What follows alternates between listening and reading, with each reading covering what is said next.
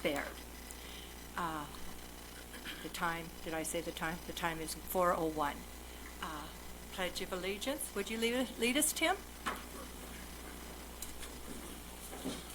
pledge allegiance to the flag of the United States of America and to the republic for which it stands, one nation, under God, indivisible, with liberty and justice for all.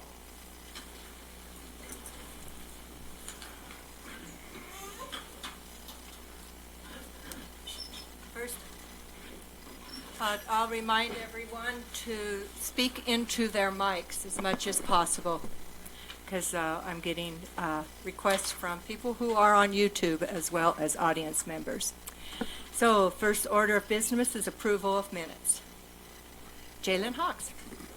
I would like to make a motion to approve the minutes from January 14th, 2020, special county council meeting and quarterly lunch with elected officials, and January 21st, 2020, county council regular meeting.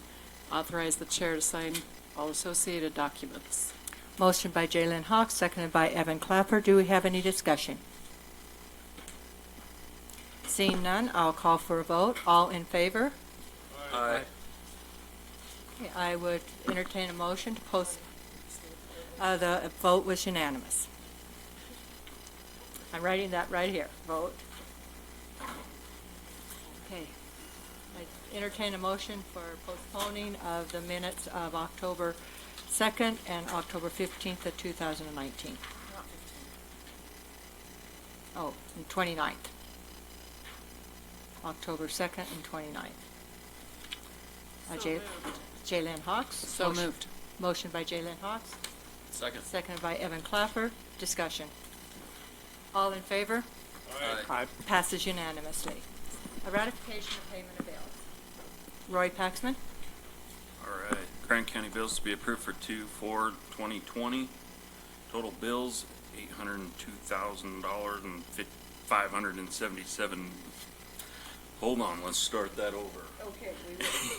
$802,577.31. Total payroll, $244,550.18. Total bills and payroll, $1,047,127.49. Motion by Roy Paxman. Second. Seconded by Gabriel Wojtek. Discussion. Roll call vote. Greg Halliday. Aye. Jalen Hawks. Yes. Evan Clapper. Yes. Curtis Wells. Aye. Gabriel Wojtek. Aye. Roy Paxman. Aye. Mary McGann, yes. Passes unanimously.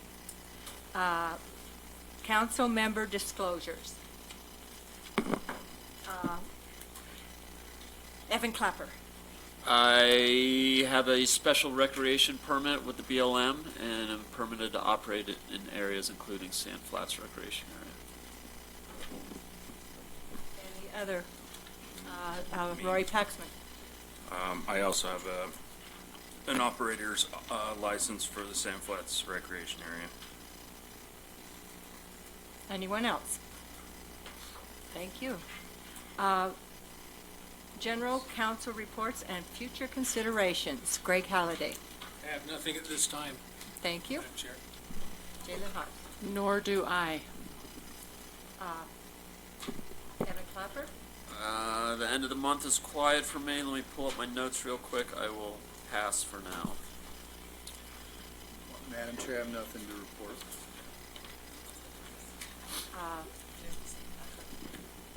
Gabriel Wojtek. January 28th, I attended both the Southeastern Utah Health Department's Public Health Board meeting, as well as the Mental Health, Four Corners Community Behavioral Mental Health Board meeting. As far as the Health Department goes, you all might be aware that there's were some new federal guidelines put down with regards to vapes and their regulation, and so something that the health department right now is sort of figuring out, sort of education and enforcement with regards to those new regulations. So that's kind of new, but they're feeling pretty good about it and feeling like there's plenty of support for all of the correct regulation that's needed for it. And in general, it's something that affects our our county, I think. And so I spend a lot of time next door to the high school here, and sort of definitely am aware of it, and it's definitely a subject matter you hear about a lot. So hopefully it helps our community in that way. Let's see. And they also, there was a presentation by their suicide prevention specialist about her work in 2019. That mostly consisted of work in Carbon and Emery County, and I was definitely excited to hear that she's going to be doing a lot more outreach in Grand in 2020. So she's receiving guidance from those of us in, that reside in Grand County on that board. Mental Health Board, new SHARP surveys are available. If anyone's interested in looking at the risk factors present, particularly in the youth in our community, you can go onto the Four Corners Community Behavioral Health website to access that information. Continuing delays in advancing the construction of their new facility. I also attended last week, I believe it was Thursday, I can't remember the date. There was a presentation on the Vail Indeed program. That's definitely really interesting. Since starting that program in the last 2 years, they've spent $9 million purchasing deed restrictions from property owners in Summit County to maintain those properties as long-term rentals for the workforce. And they're kind of able to justify that expense, in their case, by comparing the cost per square foot of a new development that would be taken on by a governmental entity versus the cost per square foot of purchasing those deed restrictions from landowners. So it's interesting. It'd be interesting to analyze also how it would apply to Grand County, but cool to see other communities finding solutions because they're pretty pumped about it. That's all I got. Rory Paxman. All right, we had airport board meeting last night. We went through the chair and the vice chair for this next year. Will be Bill Groff will be the chair, and the vice chair will be Jody Patterson. Also, Taxiway A, we went over last night. The project will start the first part of March and continue through June, and maybe hopefully finish up the first part of July. And then we also got some minimum standards back, and Andy, the airport manager, is going to be going to our attorney next week, hopefully to set up a meeting with her, come over there and go through that. And then they'll be bringing those back to the airport board, and we're also going to send those around to all of the tenants out there so they can kind of have a look at them. And then also, well, that's basically it. That's all the big stuff. So. Thank you. Future consideration, Mayor Niehaus wonders if we could have a joint council meeting before our February 18th meeting. So when we get to calendar items, let's look at that being a possibility.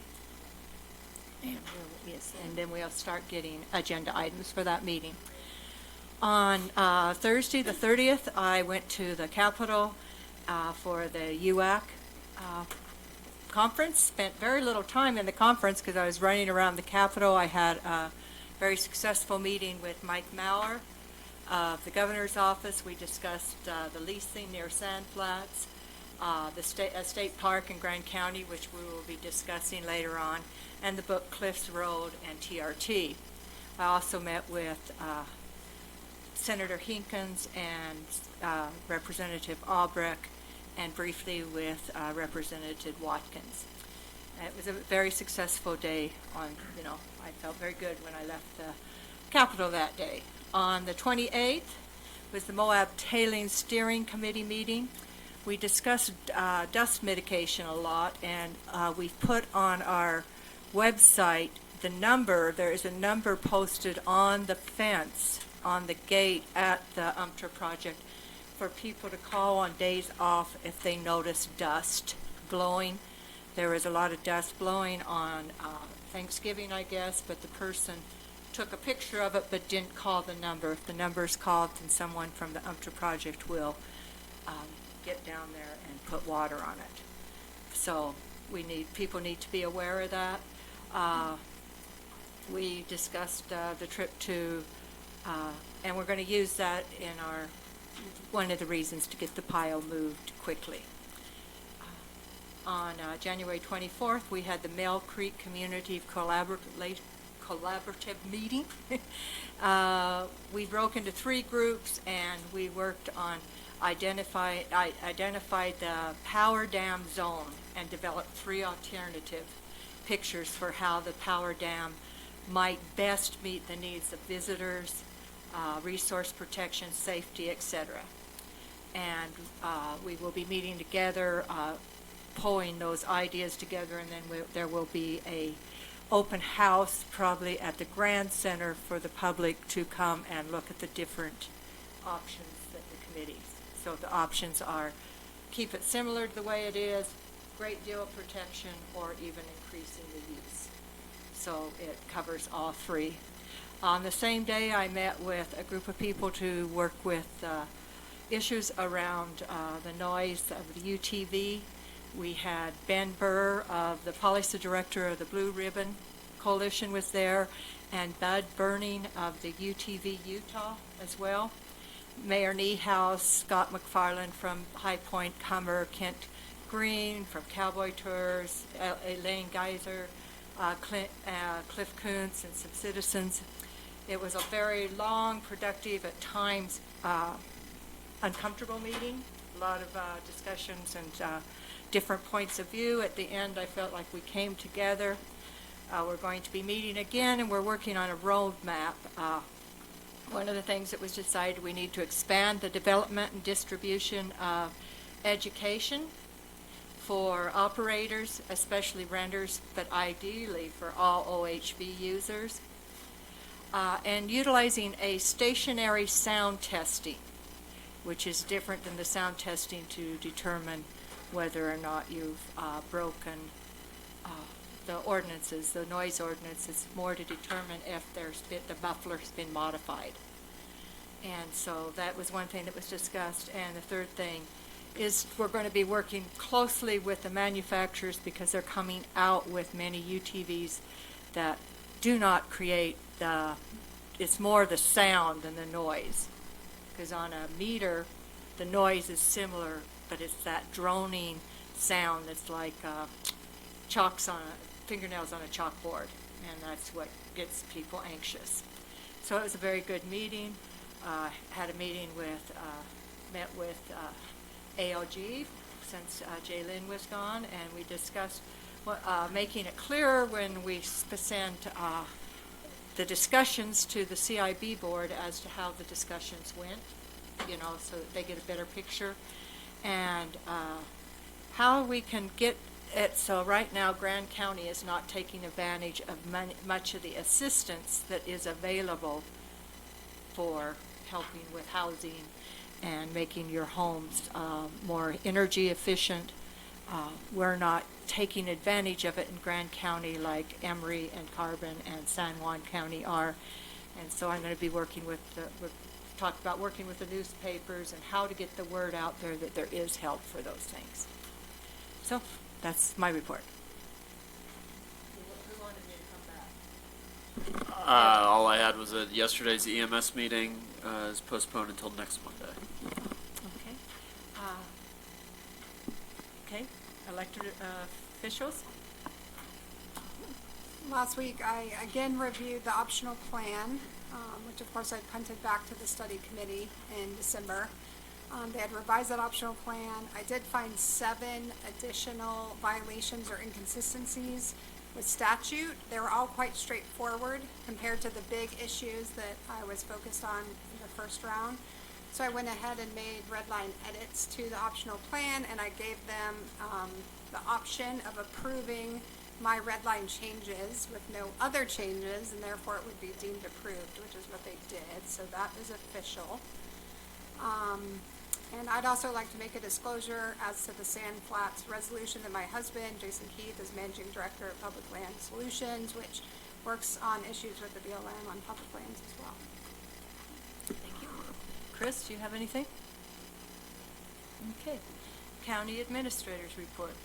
I do, and I think we have a study committee member also to give a brief update, to piggyback on what our county attorney just said. Oh, Marcy. Marcy Till is Yeah. here. My report, just still continuing with annual evaluations of department heads every single week, and our new council administrator to be and I met for a couple hours with our new airport director on a 30-day check-in, and everything is going swimmingly there.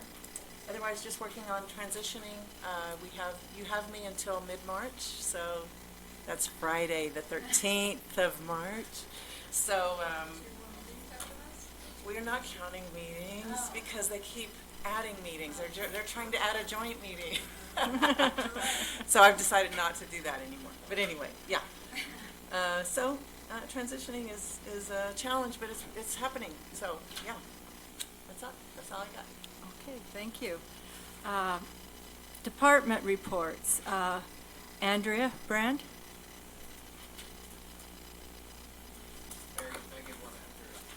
Yes. And I don't see Rick Bailey. He's not here, is he? Is somebody here for him? Are you going to speak during the agenda item, or did you have a report? Oh, for the agenda item, sorry. Okay, so, Well, I don't know if that's up turning on or not. Anyway, I don't have to have it. It would be nice, but there it goes. Sorry, I needed help. I can start talking because that'll be the second part. So thank you for giving me the opportunity. Oh, should I be near the microphone over there? or just pull that. Oh, that's right. I forgot. I forgot. It's low. So, Okay. thanks for the opportunity for giving me a chance to speak today. I just wanted to update you on two things. The first is the home, our new home for Sand Flats and for Active Trails and Transportation. So you may recall, we purchased the modular back in December, and I just finalized all the engineering drawings and the colors for the exterior and the interior this week. So, earth tones, nothing flashy, but nice. And then the demolition will happen next week of the old house on the Shoup property. Brian Ballard will be our contractor for that, as you know, those were already signed. We had a little bit of a delay because we needed the asbestos inspector to come back down again just to make sure that nothing had changed in the 4 years since we did the inspection before. And you might also recall that it is non-friable asbestos, so it's going to go to the Klondike landfill. The foundation can go up to the Moab landfill. And then, so I've been working on that approval with DEQ, Department of Environmental Quality. That was all approved. And so then after it's demolished, there'll be a little bit of earthwork. We'll bring in road base. That'll be spread and compacted. We'll have it all stubbed for the electrical and the plumbing. And the building's going to arrive about the first week of April. And I've talked to Andy Smith, and he said that's still fine with his timeline. And so we should be fine getting in there, and then right after it comes in, we will have a contractor. I'll be coming back to you for that. Contractor to build concrete driveways partway in, and the ramp and the stairs for the building, because we have to, of course, have the handicap ramp there. So that's moving along. So thank you to all of you for approving that purchase. And then, don't worry about it if you can't get it. Okay, it's under a folder that's AAAA. And then I'll have to pick one of them on there. But the second thing I just wanted to give you a heads up about is I'm trying to do have some contractor get in and do a little bit of repair work to Lake Michigan, which is at the start of the Hell's Revenge Trail. You leave from the booth, you go over the fin, and then you go through that little canyon. So we had a meeting with the outfitters, the BLM and Sand Flats, and about 30 tour guide outfitters were there in attendance, and one of the main topics was Lake Michigan area.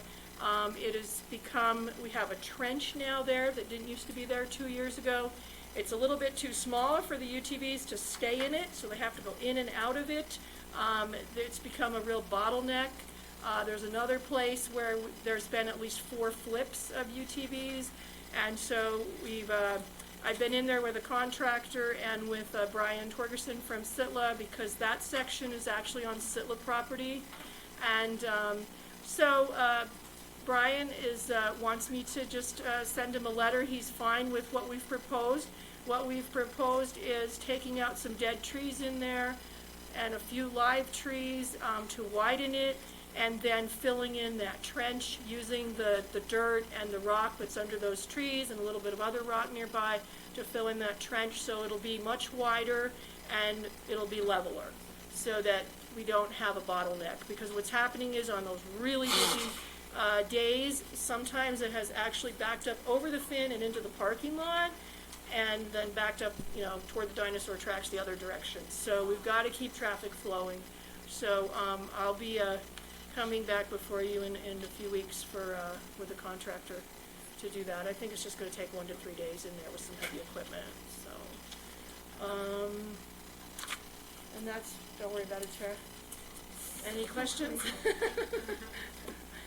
So, and I'm preparing a letter to send to Brian Torgerson so he can put that through the process, but he doesn't think it'll be any problem. Did you say when that project was looking to happen? Soon as I can get somebody in there and go through the process, the sooner the better. I mean, there is an option if, I have to talk to the BLM about it, but there is that search and rescue route that goes in from Slick Rock. So I'd try to schedule it, hopefully it'll still be in February during the middle of the week, and then maybe, the outfitters could go in that other way to go around so that they can continue to do the trail. That's what I'll propose to the BLM, and that's been used before, so. Any other questions?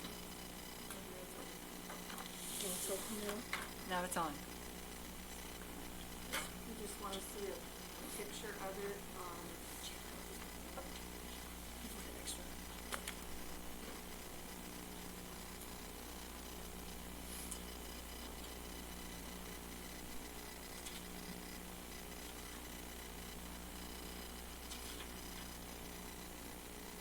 It might take a while. That's all right. You guys have an idea. Right? Yeah, Okay. we're good. Okay. We're good. I don't want to waste your time. Thank you. Thank you. Zachariah?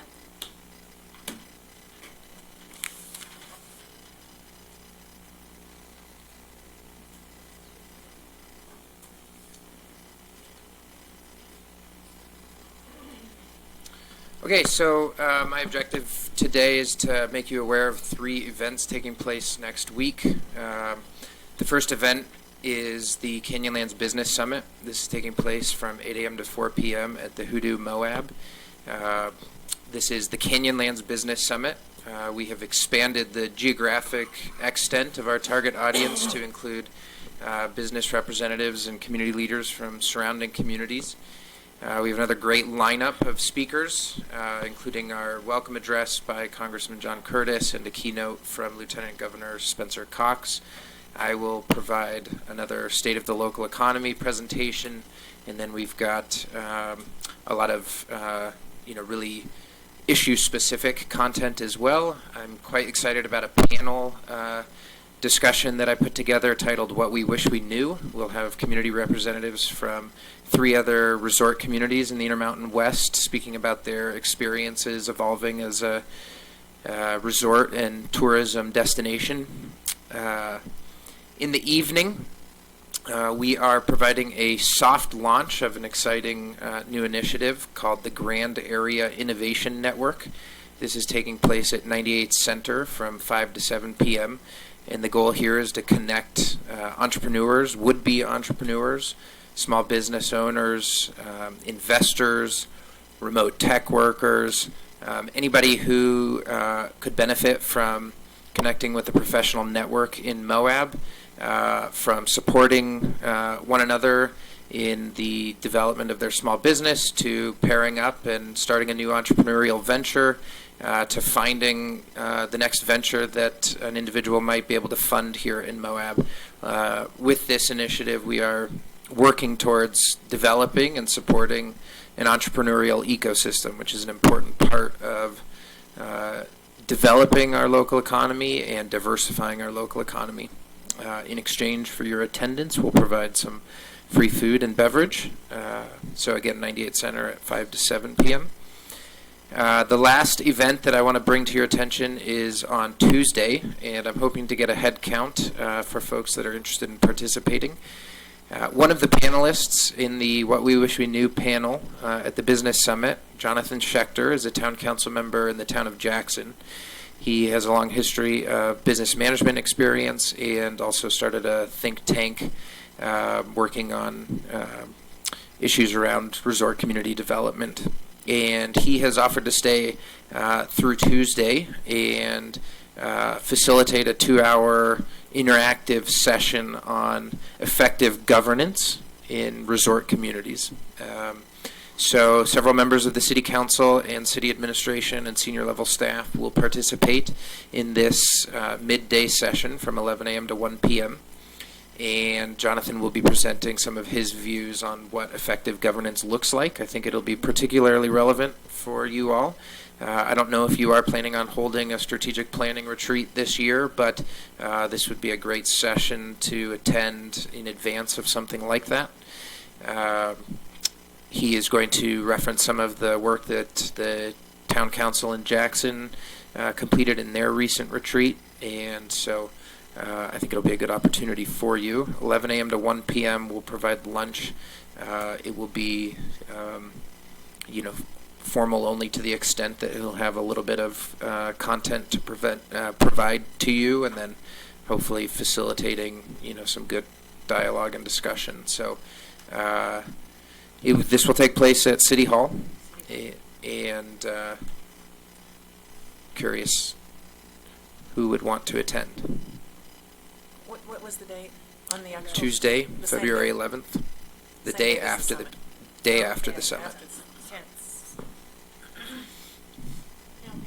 Okay, I'll be so there. that's 2, and we don't have to notice it unless there are 4 or more of you. I Okay. can't make it, so. Okay. All right, so I'll plan on 3 for lunch, and let me know if you have any questions on the other events. Thanks, Zachariah. Thank you. I'm still on the jump. Okay. Rick, did you want to talk now or wait till the agenda item Q? When you gave me the email, I wasn't sure. Okay, Q? Okay, thank you. Agency reports. This study committee. Marcy Teal, thank you. Hi. I just want to give you a very brief update on the activities of the Changing Form of Government Study Committee. Our work is actually pretty much concluded. We're happy to report. We met on Friday and we adopted our optional plan with the suggested edits from our county attorney. We felt like the intent of the plan was not really affected at all by her suggestions to bring it into compliance legally, constitutionally, and statutorily. So the optional plan has been officially adopted, I guess, by the study committee, and then will go to the citizens in November on the ballot as our suggestion for the change in government, which we are recommending a council form of government with a manager, a 5-person at-large county council. And the, certainly we're happy to answer any questions, but I do feel like I want to briefly thank the members of the study committee. We worked, I think, very hard, very diligently, in a super cooperatively way to make sure that we kept the goal in sight and came up with what we believe is a really viable workable option for our county in terms of the form of government. We couldn't have done our work without Ruth and her staff, Chris, our attorney Gavin Anderson, of course, our county attorney, and citizen input, and then the other person that I think really deserves a little pat on the back is Doug from the Times, who has really kept the community abreast of our activities in a very consistent, accurate manner, and we certainly appreciated that. So we have adopted the optional plan. Our intention in the next month is to host 2 open houses, one at the Grand Center and one in Castle Valley, as a follow-up to our open houses that we conducted at the beginning of the process, so that we can report to the citizens, what our work entailed, how we came to our decisions, answer any questions, just kind of some closure for the citizens. And then we have crafted a statement for the voter information pamphlet that will be available, a pro position, obviously. And then we have a very small budget with which we'll spend some money in the fall, kind of bringing the issue back to the public eye and promoting it. The entire document will be printed in the newspaper for the community to read, and we will be available as individual committee members to answer questions and meet with anybody who wants. So I don't know if the committee is technically disbanded, but we certainly will be involved and available to address answer any questions or address any concerns and bring people up to speed about what's next, and hopefully we will have a positive result on Election Day. So, thank you. Questions? Thank you for your hard work. Yes, Ruth? I just want to say, the newspaper printing, it will happen for 2 weeks, 2 consecutive weeks. It'll be closer to the election.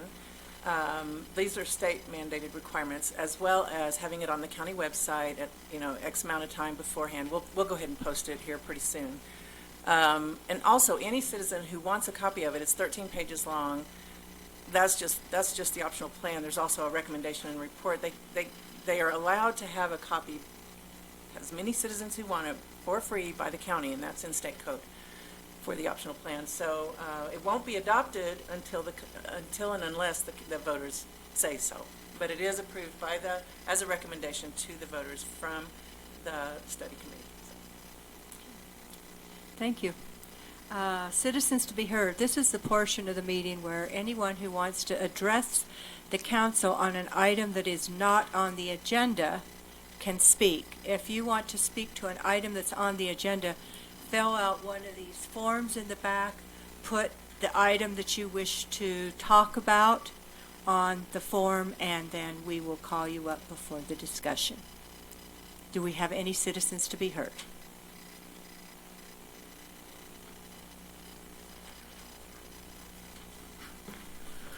My name is Mark Horowitz. Whoa. That's what Zachariah sounds like when he stands at the microphone. And I'm grateful for that. I must say the YouTube visitor has to turn the sound down and then back up when other people are speaking. I want to echo what Marcy just said. The Form of Government Committee did an exemplary job. I was concerned that there'd be partisan bickering, but there wasn't. But my point here tonight is to say how grateful I am that I've been heard nearly every time that I speak at this microphone over the past years, 20 years. When I comment, it almost always is effective. And tonight it's effective in that 2 weeks ago I asked, and now we see item R on the agenda, the subject of citizens to be heard. The meeting started 35 minutes ago, and here we are now at Citizens to be Heard. I would say, while I appreciate that, and my suggestion was that there be a floating 6 o'clock agenda item for Citizens to be Heard, I also appreciate the fact of, here, I meant to time myself, but I didn't. I appreciate the fact that the citizens to be heard should be, as well as floating at 6 o'clock, it should be immediately after the Pledge of Allegiance. That is to say, citizens are first. Before old business, before payment of bills, before anything else. Citizens should be heard first. That's my opinion. And while there are so many things I would like to talk about, and some of them are on the agenda tonight, one that is not on the agenda that I'm going to bring up over and over is the Old Spanish Trail Arena. That is a fiscal hole. It is gushing money. I'm asking the council to speak with each other, yourselves, and direct the development, economic development staff to question how that property might be better served, how it might generate income, how it might be better served than it is right now. And again, thank you.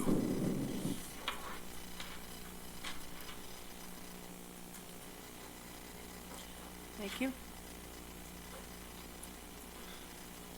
Good evening. Michael Atkinson here, citizen of Moab and also Grand County. By chance, could we have Chris read the presentation that Madam Chair did on the Moab Tailings Project this evening?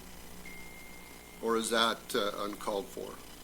Well, I have it written down, but I basically talked about the dust issue and that there's a phone number on the fence out there to call if anyone has concerns, and people have done that, and then they will send someone out.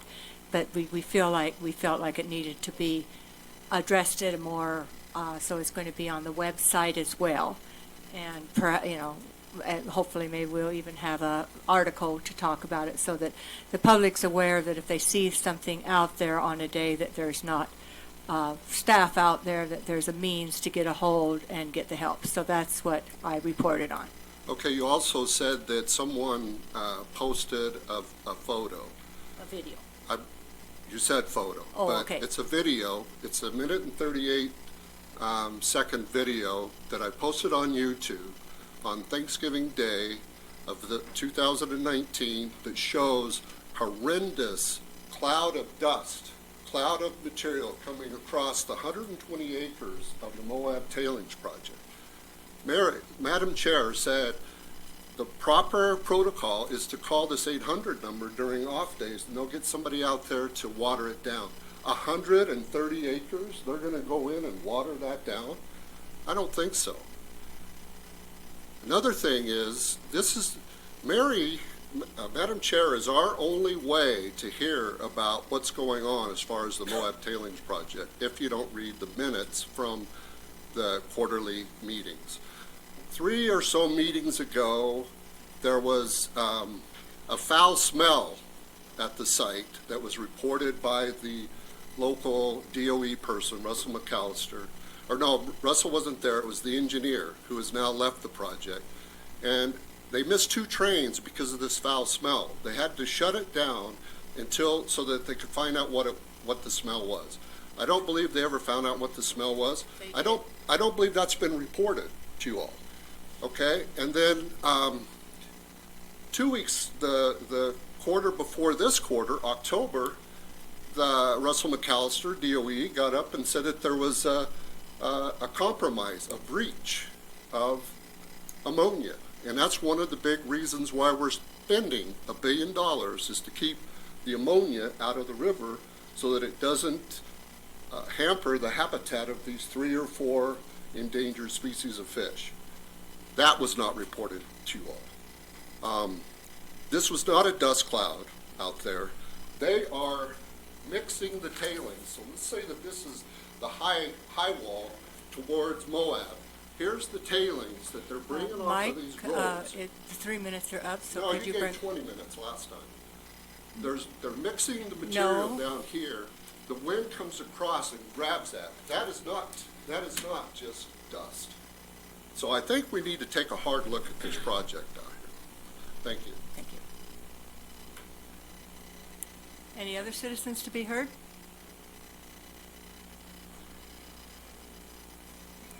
Okay, we are to general business, action items, discussion, and consideration.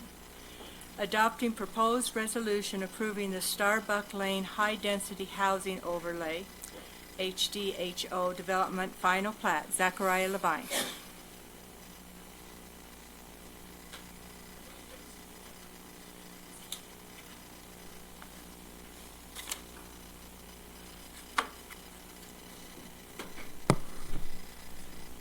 Okay, so you have in front of you the very first high-density housing overlay development final plat.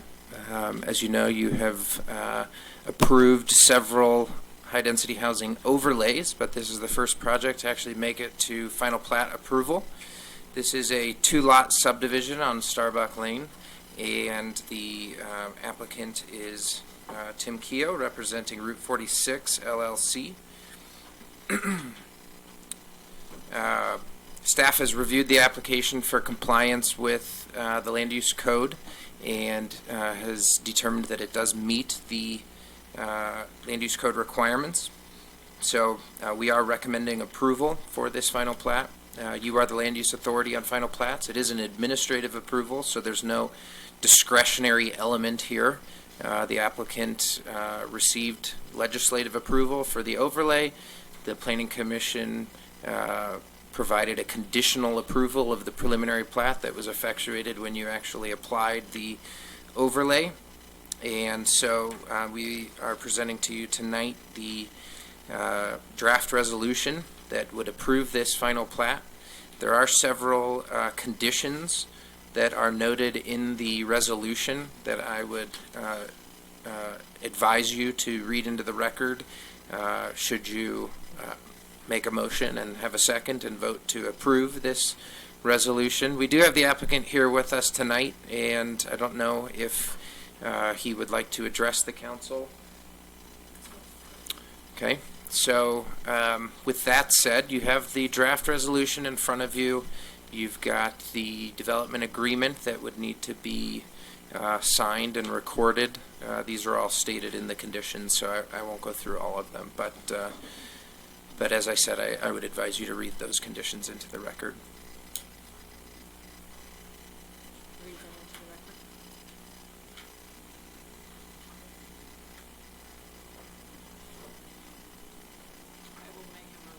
Okay.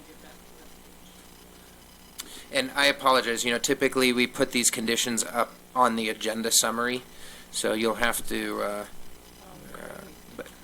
reference both the agenda summary That's what I'm looking and for. the draft resolution. So, Okay, those are on page 11. The resolution's on page 11. Is that what you want read out loud? Well, the just I don't think this violates policy. The motion would be fairly simple. It would be to approve the Starbucks subdivision final plat contingent upon, and then reference the conditions in the resolution.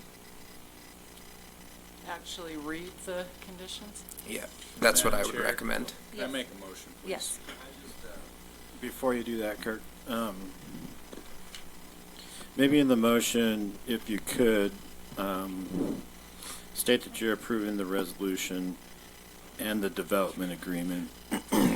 The development agreement has already been approved. Okay. Yeah, so that was approved at the time that the overlay was applied, but the way that the land use code is written is that that only needs to be recorded prior to final plat recordation. And so, it's not a problem that it hasn't been recorded yet. It just needs to be recorded prior to the final plat being recorded. But you have already reviewed it and approved it. Okay, thanks. So, just for clarification, the conditions are on the resolution after now, therefore be it resolved. Correct. Okay, all right.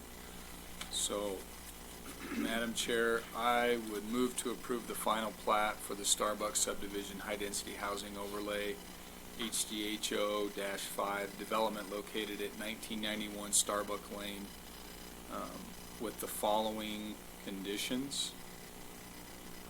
And then you would go to 1 on the resolution. Developer shall update the Starbucks subdivision final plat with the following changes.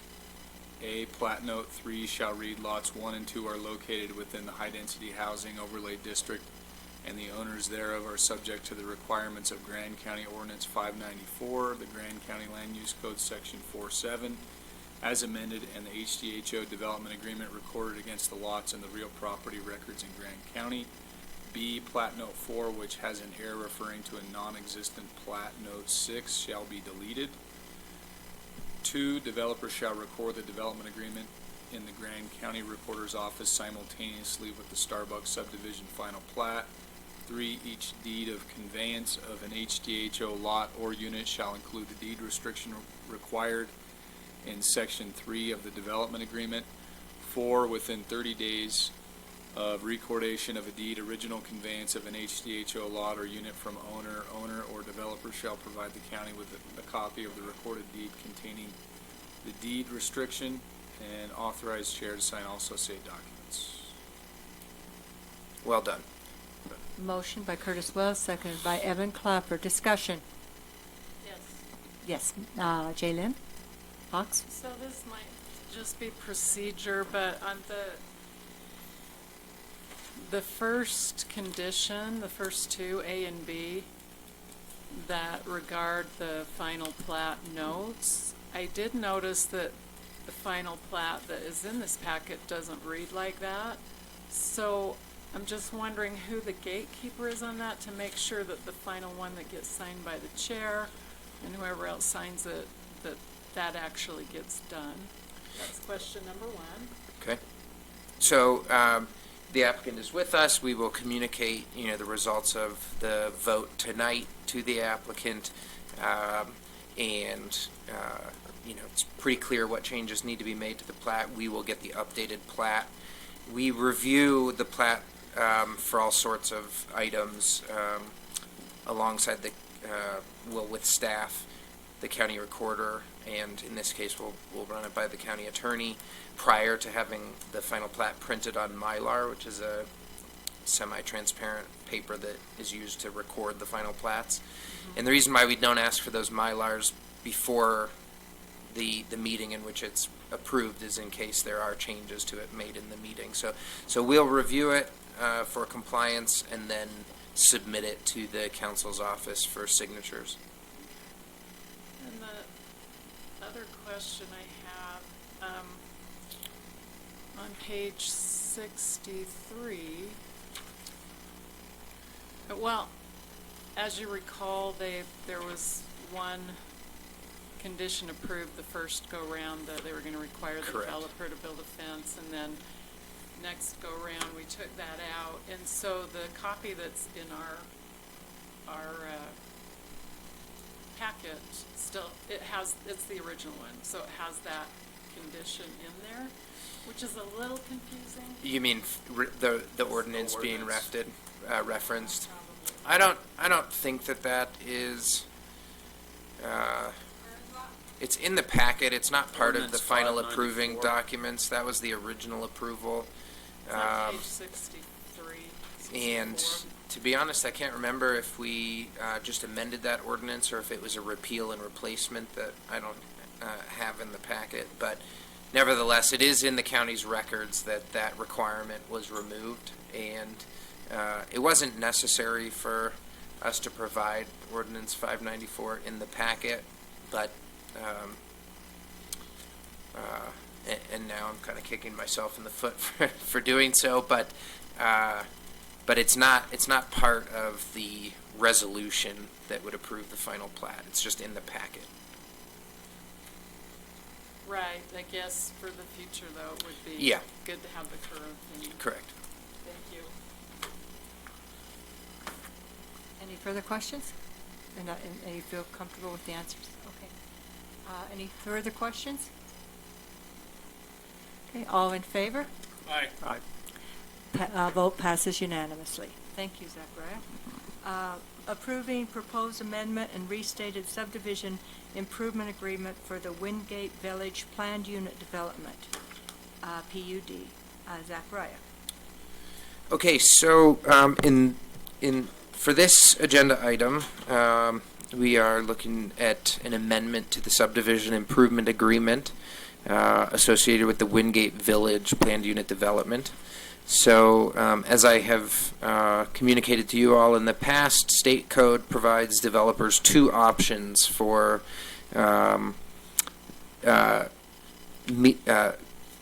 meeting their public improvement requirements prior to recording their final plat. And the county has to allow developers to make this decision. The first option is for a developer to provide an infrastructure improvements guarantee in the form of a bond or a cash escrow account to the county in the amount of the required public improvements plus a contingency. If they choose that route, then they are allowed to record their final plat, which means they can start selling lots because they'll have lots of record. They make the infrastructure improvements, and then they can request withdrawals of that infrastructure improvement guarantee. The other approach is that a developer chooses not to provide an improvements guarantee. They don't record their final plat. They just begin constructing the required improvements. Once those improvements are completed, inspected, and approved, then they can record their final plat. In both instances, prior to any building permits being offered, a 10% infrastructure performance guarantee or a warranty bond guaranteeing effective functionality of that infrastructure, which is in the amount of 10% of the replacement cost of that infrastructure, is required to be submitted by the developer, and it's held for a year. So for Wingate Village, the developer, which is the Housing Authority of Southeastern Utah, chose the latter option. Okay, so they chose not to bond for their required improvements, to just begin constructing those improvements. So they have not recorded their final plat yet.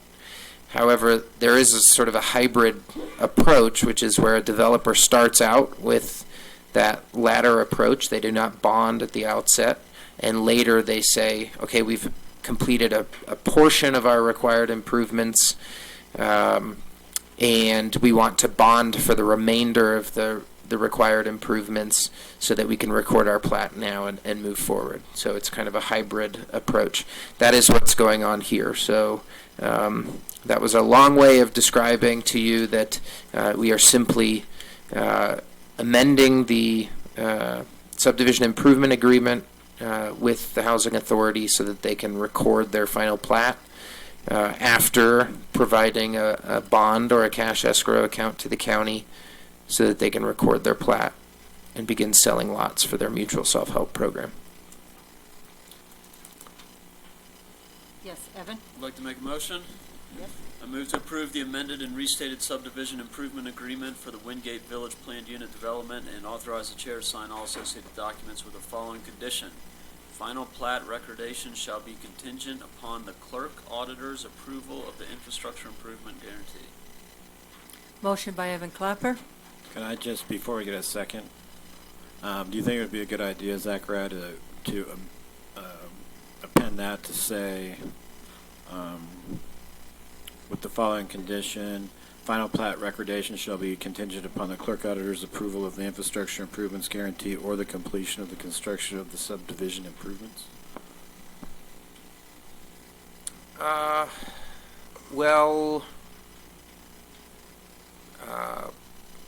What does the county attorney think? I think it's unnecessary. My initial reaction is that is self-evident from state statute and the county land use code, and would probably be a request made by a developer rather than the county. But I don't have any objections to it. I don't think it's necessary. It's addressed in the agreement also in 5A, which establishes the process. Well, it's just making a condition, though. The way that it's stated, it's making a condition for recording the final plat only on one of those options.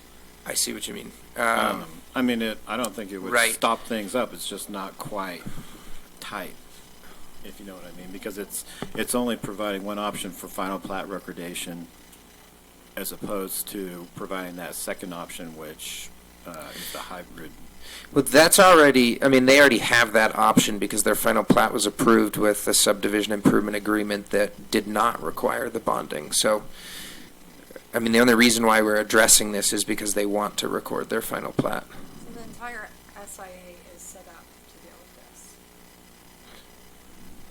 They amended and revised. Yeah. Amended and restated. But I guess I see what you're saying in that they're related Shouldn't but be there somewhat at all because it's part of separate. the SIA. So Okay. I hadn't seen this in December. Yeah. I don't think Okay. it's needed. That's fine too. The motion stands. Motion by Evan Clapper. Second by Greg Halliday. Discussion. Seeing none, I'll call for a vote. All in favor? Aye. Passes unanimously. G, adopting proposed resolution amending Planning Commission's bylaws. Zachariah Levine.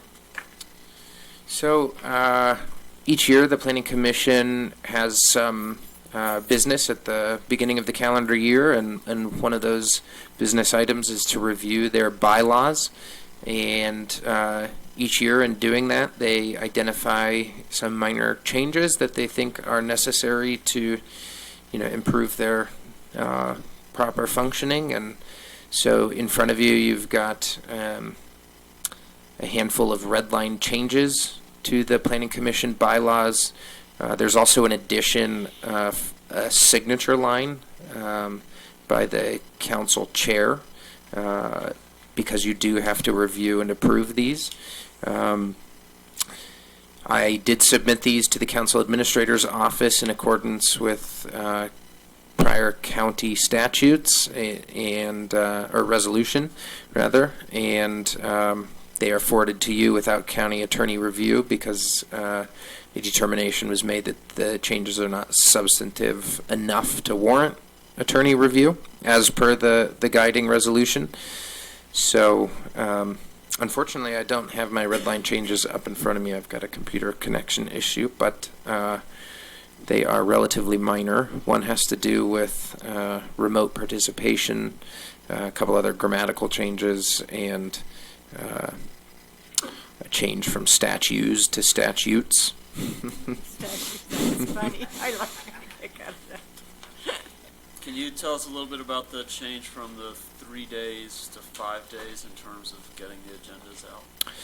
Yeah, so that is to ensure that the Planning Commission has adequate time to review the packets. It's also to try to protect against rushed and last-minute additions to the packet, and when we do that, things slip through the cracks, and there are challenges associated with the packet material and getting the packet out on time, and so we want to make sure that we comply with state code in terms of noticing the public and applicants, and then also to give the Planning Commission adequate review time.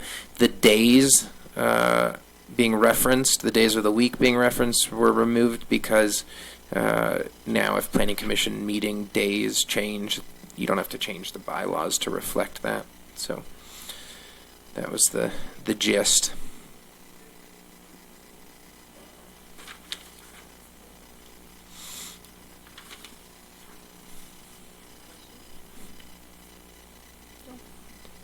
Can I make a motion? Yes. Gabriel?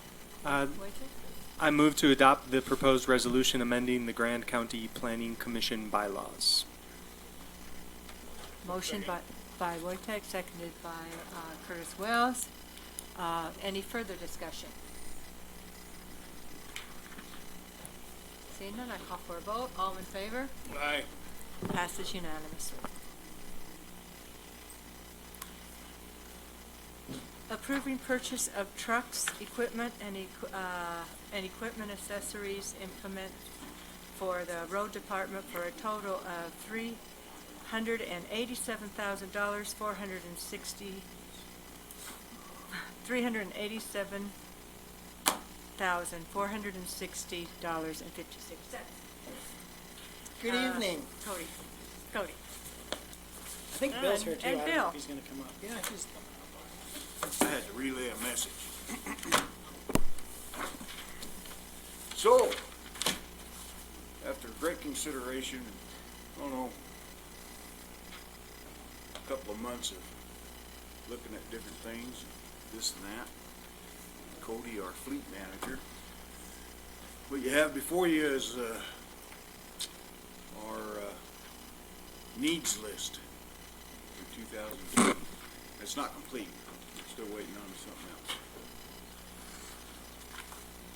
Cody did a great write-up on the background, so looks good. Curtis. I move to approve the following purchases: replacement Class 8 body dump installed on existing Kenworth truck, $28,183.28. Replacement flatbed and crane for deteriorated service on truck, $9,862.86.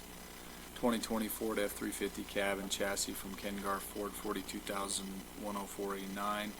Electric over hydraulic dump body from Semi-Service Inc., $11,278.48. 2020 Ford F-350 truck from Kengar Ford, $41,731.90. Flatbed with crane from Semi-Service Inc., $10,192.86. Class 8 semi-truck from Freightliner of Utah, $105,974. Plow, sander, spreader, and body dump to a company semi-truck from Semi-Service Inc., $83,265.29. John Deere 325G compact track loader skid steer, $54,867, for a total of $387,460.56 within budget. As all purchases were quoted from the Utah State contract, I authorize the chair to sign all associated documents. Motion by Curtis Wells. Seconded by Roy Paxman. You need a drink of water after that? I'm all right. Discussion. I have a question, Madam Chair. Are these purchases or leases? Purchase. They're purchases flat out.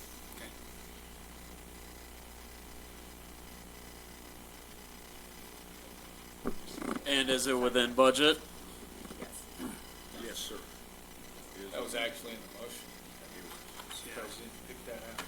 I was thinking you might be graceful enough to not mention it. Okay, any further discussion? All in favor? Aye. Passes unanimously. I Thank made you. a mistake. I had a citizen that wanted to comment on item F and G, and I didn't have it in front of me, and I missed it. So, Mark, would you like to come forward? No, pass now, thank you. Okay, I apologize. And then I'll put asterisks by these so that I won't miss them. Okay, we are now on approving purchase of Ford F-350 truck, flatbed, and ATV trailer for the weed department. Good evening For a again. total of $47,956.47. And Tim Higgins.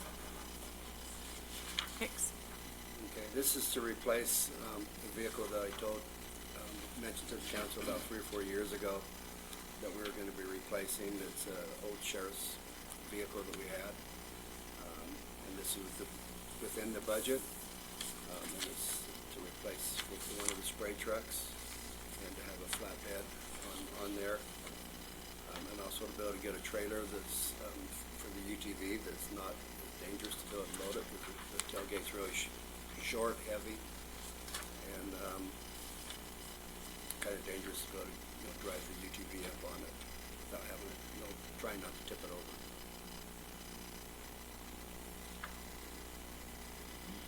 Evan Klopper. I move to approve the purchase of a 2020 Ford F-350 from Ken Garf Ford, $41,731.90.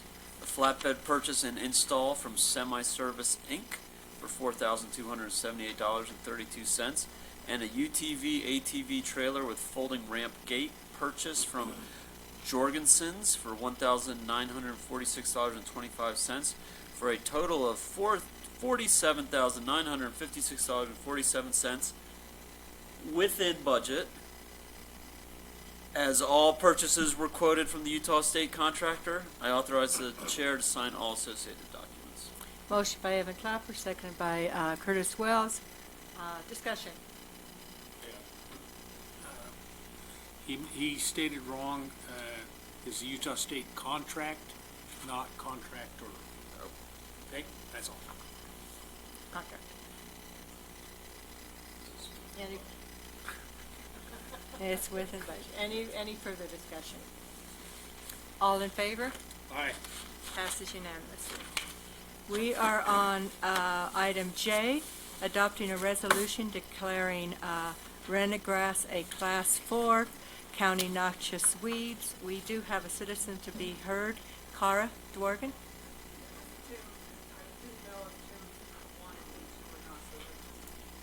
Yeah, if she wants to, that's fine.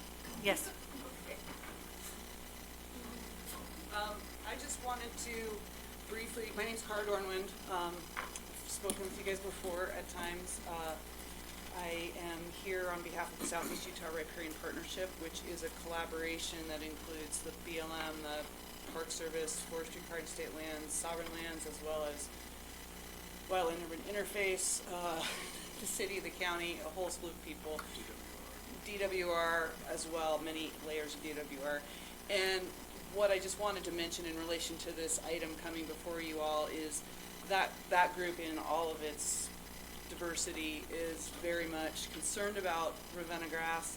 For those of you who are not familiar with it, it is a pampas, it looks like pampas grass is another thing people mistake it with. And one of the things, in my opinion, that's the most relevant in the county and the city is that it's kind of the poster child of a hybrid between a fine fuel and a fire fuel. I mean, a ladder fuel. So it can take a fire and bring it up into canopies of trees very, very quickly. So it's definitely, amongst all of its other reasons from a wildlife perspective, that it's a problem. In the urban areas of the community, I think it's a really serious problem. So I just had wanted to voice support for what Tim's proposing, and it's coming from a large group of people within the community. Yeah, she took part of my thunder saying there's a ladder Sorry. fuel for going up in the mountain, or up in the, for the trees, for canopy. Also, we've been seeing it scattered, starting to find patches of it along the Colorado River, as well as some of the other drainages of the creeks.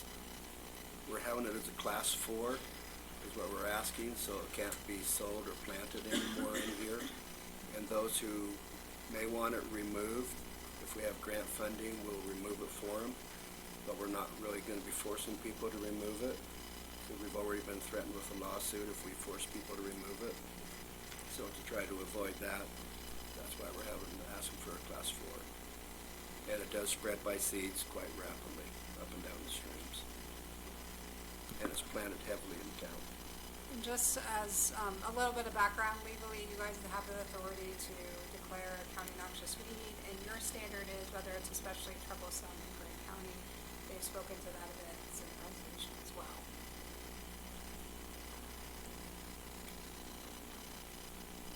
Motion? Rory Paxman. Move to adopt the resolution to declare Ravenna grass as a Class 4 county noxious weed and authorize the chair to sign all initial and all associated documents. Motion by Rory Paxman, seconded by Evan Clapper. Discussion. Yes. So I'm totally in support of this, and however, in reading through the minutes, I did notice that it said we will need to notice the public. I'm not sure it was in reference to this, and you probably don't have to notice if you're passing a resolution. It's not an ordinance, but from a courtesy standpoint, is it an issue if we put this off for 2 weeks? And, well, I guess that would put it off for more than 2, but just to give people who feel really, really strongly about this a chance to comment. Not that the outcome would be any different. I don't know. I probably wouldn't have even thought of that had I not read through their minutes that they provided in the packet, but I did, and so there you have my comment. I know I've actually have talked to the Department of Ag, and they're saying that technically we don't have to be able to have it at the public hearing, but to allow it to be able to have public comment at the council meeting if someone wanted to have public comments about it one way or the other. So that's what you investigated that, and that's what you found out? Yes. Greg? Yeah, I'm Christine? having personal experience with this. My neighbor, my former neighbor planted it on his property, and it just produces unbelievable number of seeds that blow on my property, and I keep digging this stuff up. So I don't allow it to bloom and produce any seed. But, yeah, it's a real problem. And if we don't get our head around it, it's gonna take over, so. Christina? I'm not too concerned about the notice thing, but if you guys wanted to do it, we can publish notice in the paper and provide. There's always a 30-day sort of appeal process to a resolution in the ordinance, so we could publish that with the typical 30-day language we use. See if we get any comments, if you guys could always reconsider. So pass it today and reconsider it. No, we looked into, no, it's not required to be an ordinance. So that's what we'll do, is notice that this is passed, so that people can have the 30 days to protest if they want.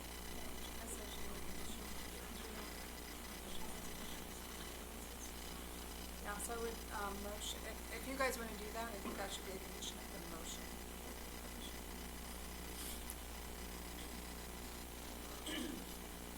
Whoever made the motion, just say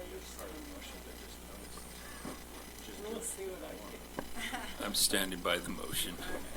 Okay. Any further discussion? Yeah, I like Greg. I dig it up every year in my own yard, and I've been also shocked to see it in remote areas that I consider pretty remote. And it obviously travels very far. It's not just neighbor to neighbor, but we're talking about far distances that this seed disperses. So I think this is a great thing.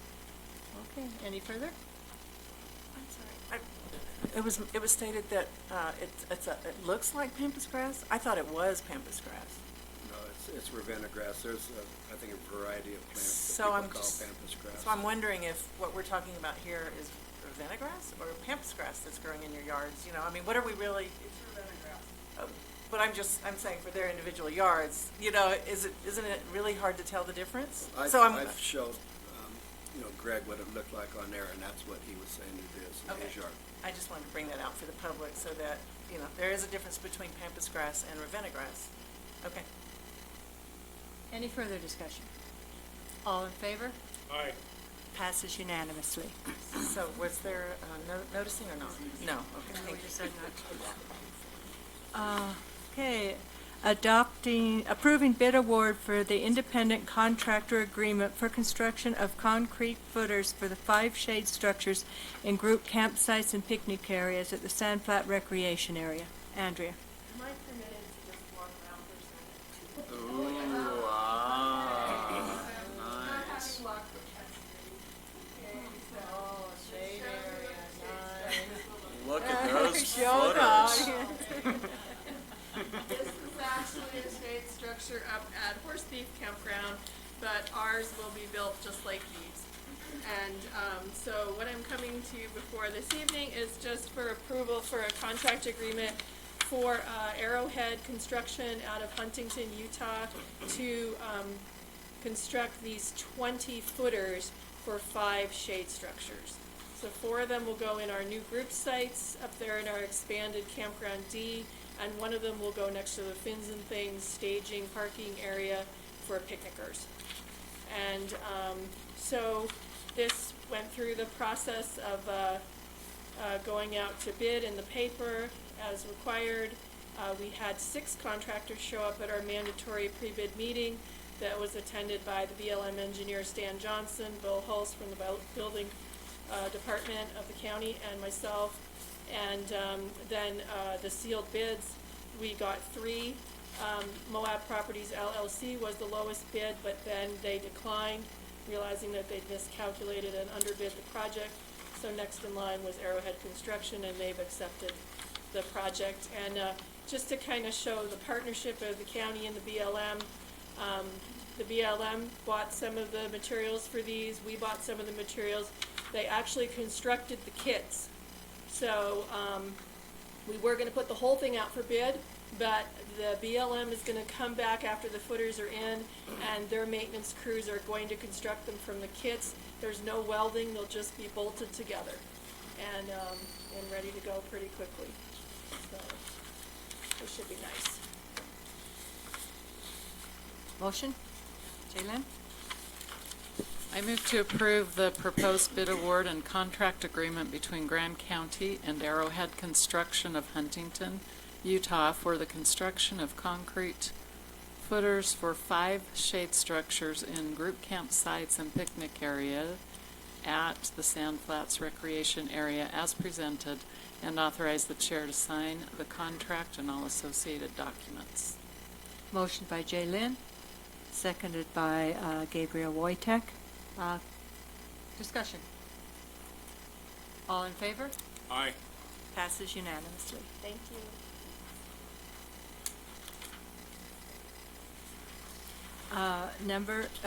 Item L, adopting proposed amendments to resolutions number 3143 to designate the budget officer. Chris Baird.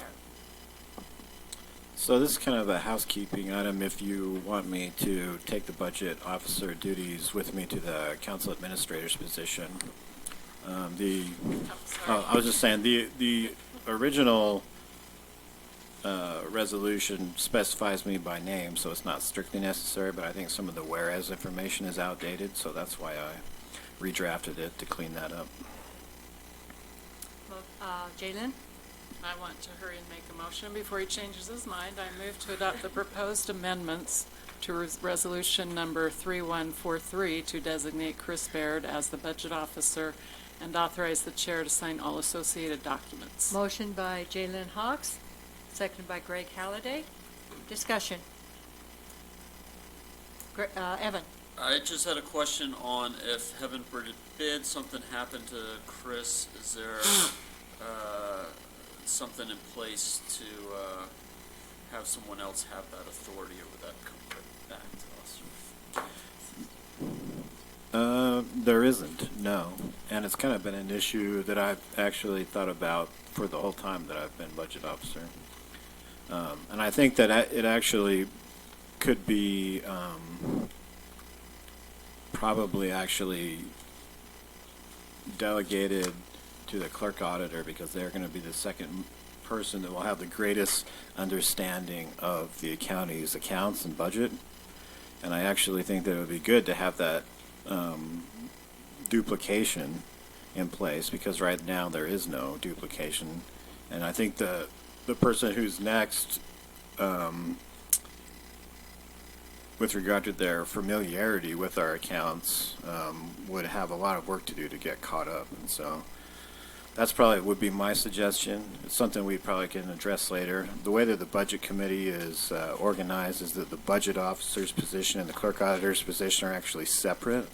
It's only in this specific case leading up to now that I've played both of those roles, but they're not, I don't think they're spelled out as being combined. They're spelled out as being separate. And so that would probably be my recommendation, probably the most natural way to do it.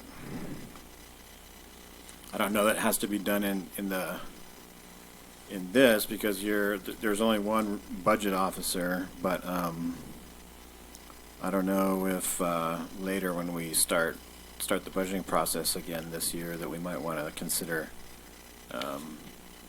revising it somehow. Does the clerk auditor, it's been too long since I read through this, but does the clerk auditor have a set position on the budget advisory board?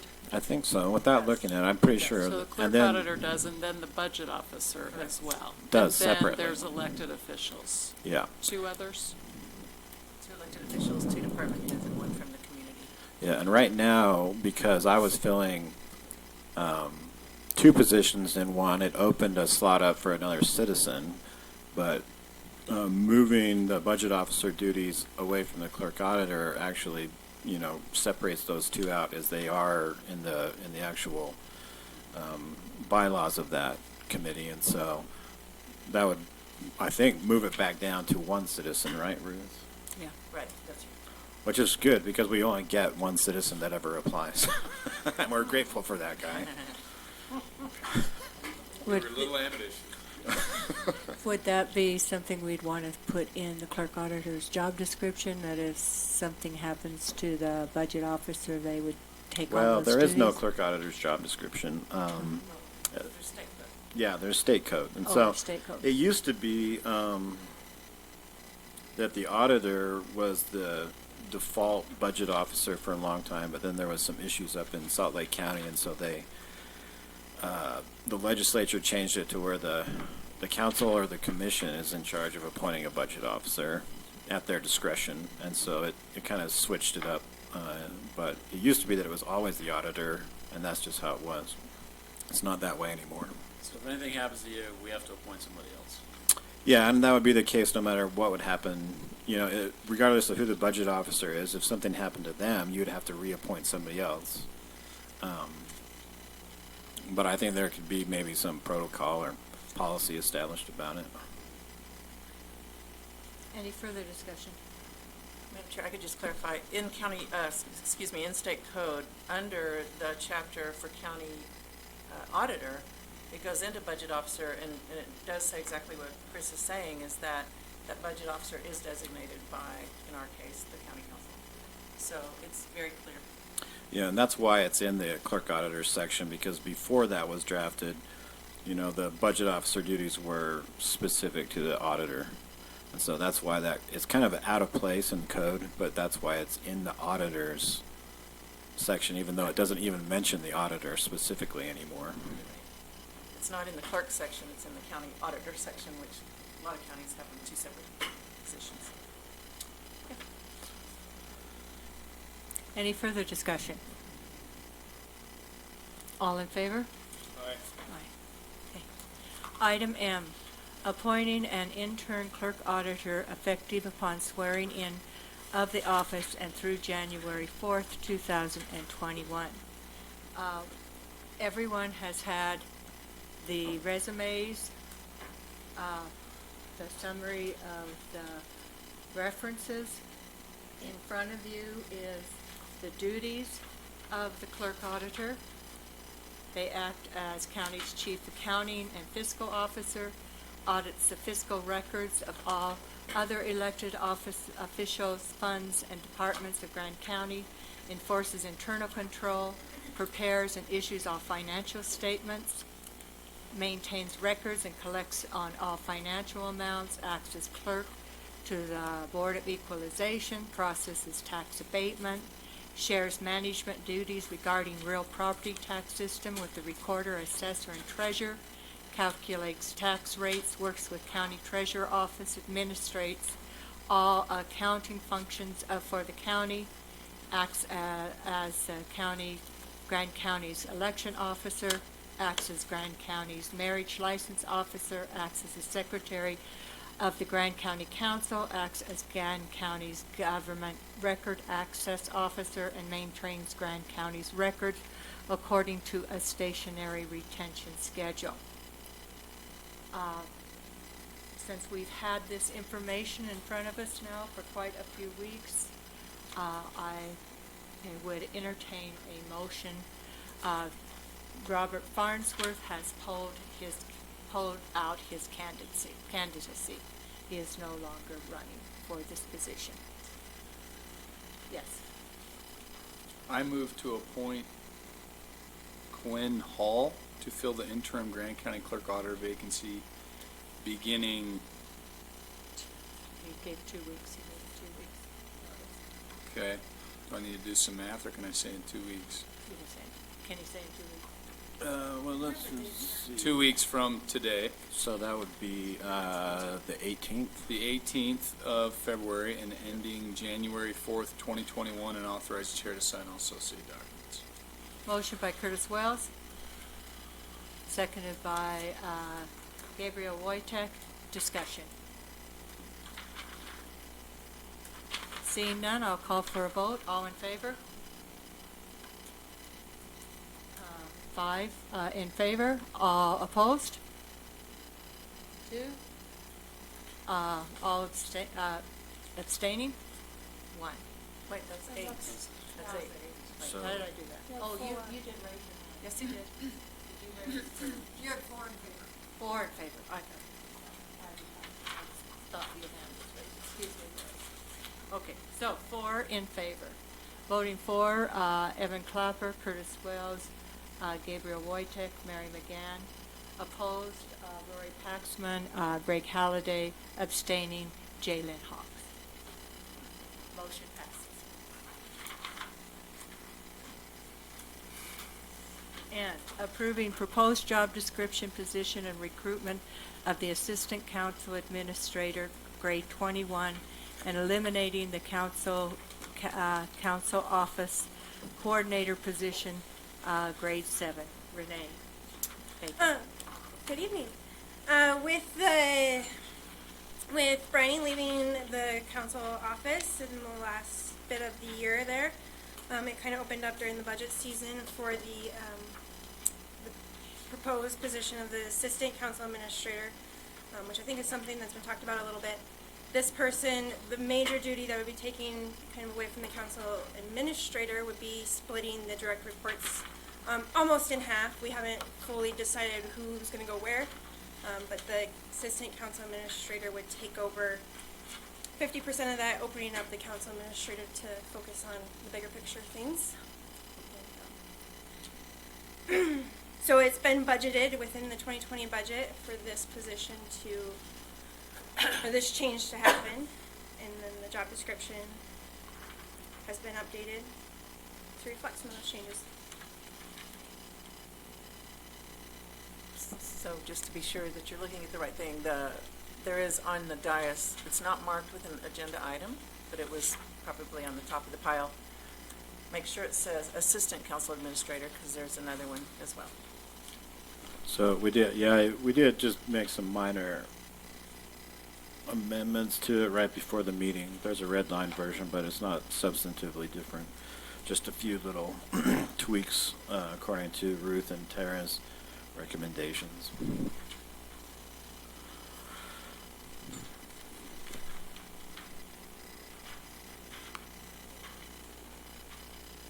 Do we have a motion? Evan Clapper? I move to approve the attached job description, position, and immediate recruitment for the Assistant Council Administrator at grade 21, eliminate the Council Office Coordinator position, and authorize the Chair to sign all associated documents. Motion by Evan Clapper, seconded by Gabriel Wojtek. Just discussion. Sorry, quick question. Did you mean as revised, the one on the dais? You said Yes. attached. Sorry, as revised and presented on the dais. Does that need a restate of the full motion?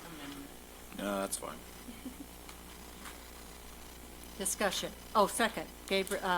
Motion by Evan Clapper, right? Second by Gabriel Wojtek. Discussion. Now discussion. Jalen.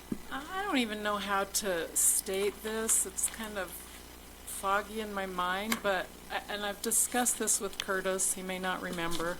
It's been a while, but I think it would be terrific to put some kind of a job description duty in here that included support for county council, specifically researching issues that we may need help with.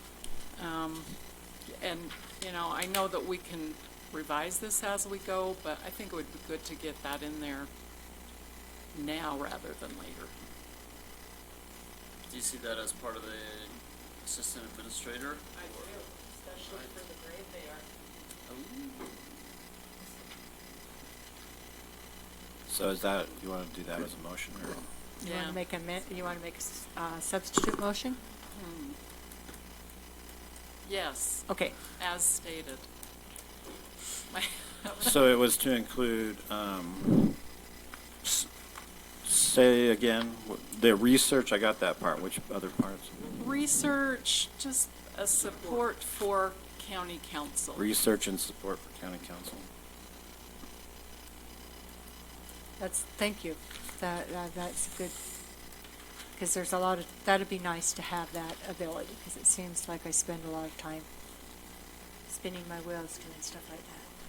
Well, I think that I don't know if I missed it. I mean, there's a lot.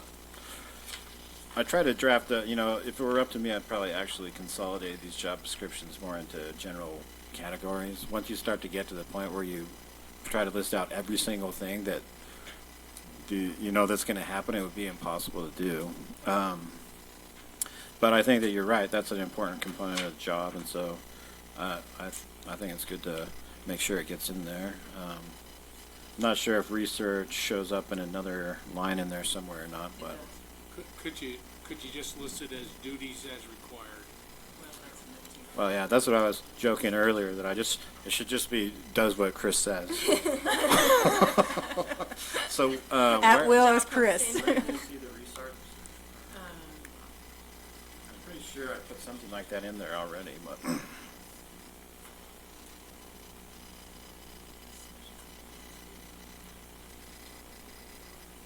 Anyway, if it's not in there, we'll put it in. Motion by Jay Lynn, Second. seconded by Evan Clapper. Discussion. I'll call for a vote. All in favor? Aye. Passes unanimous. I got to put my chair so I can see better. You can move over here and they'll do the same thing. Okay, So what was the? passes 6 You gotta ask to who's 1. opposed. Rory Paxman opposed. Were you opposed or abstaining? Okay. Opposed. May I just clarify one thing? That the assistant council administrator will have supervision of department heads, up to 50% as you've seen, but the administrator in the next action item is maintaining all the hiring and firing. So it's in coordination with the council administrator, but the assistant council administrator won't have firing or hiring authority by themselves, as proposed. So, I just want to be sure everyone is clear about that. Clear? Like it. So we've done the vote. Okay, now we are on approving proposed update job description for council administrator and part-time council office assistant, Renee Baker. So this is just to clean up the council administrator and the part-time office assistant with the duties that have now been assigned to the assistant council administrator. Lots of assistant words in there. So I don't think there's any major changes other than what Ruth has mentioned. The supervision will be split, and that the council administrator retains the hiring and firing authority.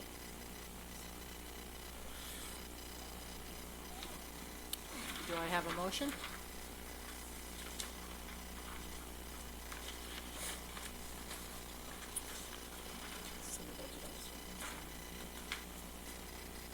Yeah, I think so. Evan Clapper? I move to approve updated job descriptions for the council administrator and council office assistant, and authorize the chair to sign all associated As revised, right, on the dais? As revised. as revised and presented on the dais.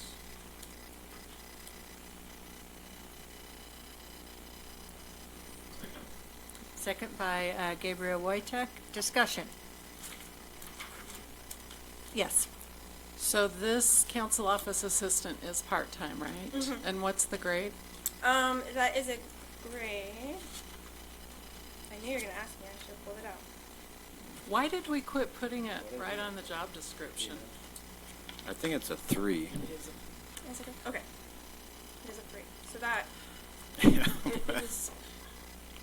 It is barely above maintenance worker, and that job has performed heavy amounts of research for council members. So that's something to look at in the future. I've had a conversation with Chris, and something for him to consider going forward. But it's not really my place, I don't think, to say. So. Well, I Well- sort of personally think it's ridiculous to pay that person at a grade 3. Definitely ought to be higher, but. I Well, have seen the work other, that they do. yeah, I don't know. I think it maybe got put at that grade because it was part-time, because all the other office admin positions in the county are a 4, and in a few cases 5. So I think it was maybe placed at 3 because it wasn't full-time. I don't know. But, But you know, in a way, that's a reason to at least put it equal with the rest, because that person is doing the work, same work, and they're not getting the benefits that the full-time person does. So I would be supportive in the future of considering a grade change for that. You could actually do it in this agenda, you know, in this motion, because you are updating the job description. This would be a time to reclassify if you wanted to. Well, I think that I would like to let the new county council administrator get in place and work through that. yeah, His well, we office. can bring it back. The last few years, I kind of separated out the grades from the job descriptions, specifically because I try to establish a pay plan. So when we passed, and it hasn't really happened this way, but the way that I think it should happen is that we have a document that has the grades for all the positions, and when we change the grade for a position, we actually amend the pay plan that was approved at the beginning of 2019. Because I created that document so that we could track in, just a few pages all of the grades across the whole county. And so that's kind of how I would recommend changing grades is that pay plan relates to job descriptions, but is a document in and of itself that's much easier to manage and work with.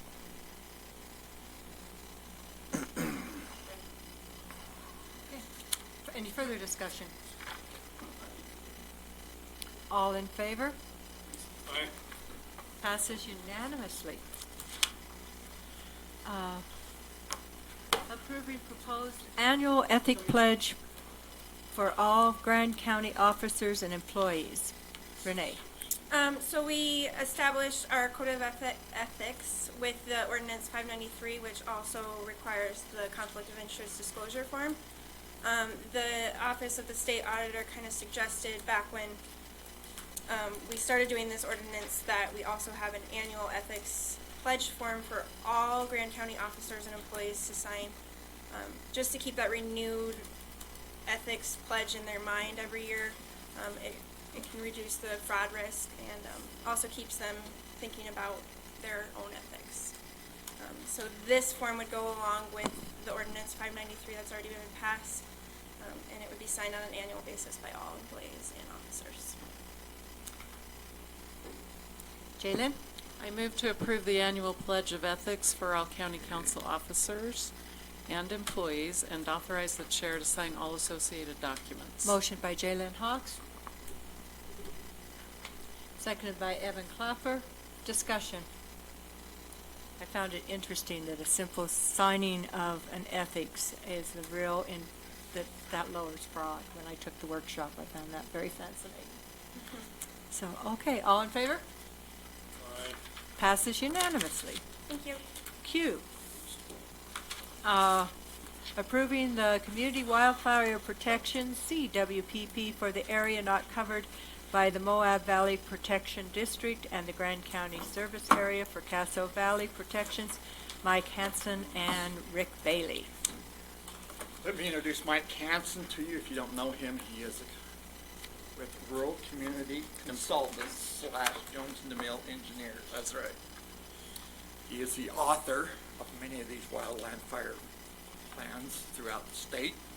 2016, the governor and the legislature started looking at the costs of fighting wildland fires in the state and decided that there was a better balance to get the state out of having to pay for fire suppression on private lands. And up to that point, the county was responsible for the cost of fires on private lands, and depending on where they started from and depending on what the state had budgeted, and sometimes the counties would end up with a much higher cost than was fair. And so the counties were looking for an out. Cities were not responsible for any of the costs on city lands, and I never have figured out how the city league supported this, but they did. And so what they came out with is the cities, special service districts, and the counties would be responsible for the private lands within their areas. And they would then, by doing a plan, the state would categorize the risk, and then they would put a dollar value to the risk within that fire area. And then they would come up with an amount that we had to spend annually to do suppression costs on private lands each year in order to try to prevent fires from happening. And that happened in 2017. 17. The state has not been very successful in that plan yet if you look at the last 2 years of wildland fires. But nonetheless, that's why we're here. Mike is the author. We have a plan we'd like to leave with you tonight, have you look at for the next 2 weeks. And then I'll come back, and if you have any questions that haven't been answered, we would ask for your approval, then we'll send that over to State Lands, Forestry, and Fire for their final approval. We did give them the last shot at the document, and the handout that Mike has tonight has their comments outlined in there, and they're fairly favorable. The only one that we didn't accept, or I wouldn't accept, is they didn't want their name under their signature when they approved it, and I said I wanted to know exactly who had signed it, because we can't read signatures sometimes, so we didn't go with them that way. But other than that, you take the Moab Valley Fire Protection District, you take out Castle Valley's Fire District, there's a huge amount of area, but very little private land there. And so we best shot out, we did 3 kind of zones, one on the mountain, one kind of out in the flat, and one in the desert, and identified those areas because they were somewhat unique. So what you're wanting tonight is to give us the plan for us to look at. and then have it as an action item in the next That's agenda? correct. Okay. Question? We were trying to do this in order to meet the requirements of the state lands. And we don't know fiscal impact yet? Yeah, it's for us, it's hardly worth the effort. Each year we're required, if I remember, it's about $2,500 of suppression costs the county's required to perform. What we've been doing in the past is the road department's taking their masticator out with their excavator and done fire breaks, widened the roads out to give a chance to do it. And then we bought the chipper. And then you bought the chipper, and they have allowed that cost to either go to the county or the Moab Valley Fire District, either one or both, however that works out, so. Well, we bought part Goes of to it. the county. So, it's a unique program. I don't think it's gonna save us a whole lot, to be honest with you. The 2 areas of major concern that we have are both on Forest Service property, and that's communication sites at Bald Mesa and Little Basin. And we'll fight those and protect those first anyway, just because of the sheer demand. Okay, yes, Jalen? So since it was listed on the agenda as an action item, does the chair need to call for a motion and then? Postpone. Okay. I move to postpone this agenda item until next meeting. Motion by Jalen Hawks, second by Evan Clapper. Questions? Is there any other highlights that we need to know while we have you here? The crux of a good plan is in the goals, and so I think you'll find good goals. I actually thought the grand plan was very easy to put together and very hard. Like you mentioned, geographically, you have these small islands of private land, and that's what we're supposed to be planning for, surrounded by federal lands. And it's really hard to make a real-world plan for that. But the area is managed well for fire, so we're really, a lot of this document is just articulating what you're already doing so that you'll get credit for it in the future. I mean, it's kind of that simple. Okay, so are you giving that to us tonight, or is it Yeah. going to be emailed to us? I can give you hard copies, I can also send it digitally, whichever you'd like. Well, I'll Have take you already one. got the hard copies? Yeah, You want to bring those? sure. And digital also, please. We like both. The maps are shown there. Thank you. Any other questions? Thank you very much. You should. We need a vote on the postponement. Oh, sorry. Motion by Jalen Hawks and seconded by Evan Clapper to postpone agenda item Q till the following meeting on the 18th. All in favor? Aye. Passes unanimously. Thank you. And as you look at it, if you've got questions, Mike or myself will be glad to respond to that. It's a fairly boilerplate type of a plan. Straightforward. I think you'll have seen two others You'll be back. fairly similar, so I'll be back. Mike, I'm not, he's made his drag to go after the winter. Yeah. Thank you. All right, thank you. Adding an agenda item in regular county council meetings to hold a second citizens to be heard in session at 6 o'clock. So whenever it's 6 o'clock, we stop and see if there's any citizens to be heard. We've had citizens' comments suggesting that, and when I was running for office, we had every chair in here with a cut-out cardboard person indicating that there were a number of citizens in this community that because they worked, voices were not being heard. So this has been an ongoing issue in before my tenure, because that was when I was running for office. And so we oftentimes do not have citizens to be heard, so having a floating 6 o'clock, probably very rarely would we have anyone, but I think offering it to the citizens in case they are working at 4 o'clock and cannot make it. That's why I put it on the agenda. So this would be, In addition to the 4 o'clock, or the one that's already on the agenda, because there's a lot of people in this community that work nights. I mean, so if we change it to 6, then we've cut out all of our restaurant workers and a lot of the people that are doing night jobs. This would offer both employees, types of employment, to have an opportunity to speak to the council. Madam Chair, if I can remind you all, there was a request today to move the 4 o'clock time to closer to right after the pledge. Well, Closer to- I don't know if can I we don't do that since it's not on the agenda? It's related. It's related? Well, I mean, there is, I just talked with Ruth, I haven't really looked at it, but the policies and procedures of the governing body might need to be amended. Maybe, well, in total, Christina will advise, but I don't know if we pass something like this, if it would be in conflict with other policy. I mean, I think it's a good idea, and you could, So have citizens to be heard after the Pledge of Allegiance and citizens to be heard at 6 o'clock? yeah, if you want. You could do it, and then it could later be, once all the amendments are being made to the policies and procedures of the governing body or your bylaws, we could get them, codified, I guess you'd say, at that point.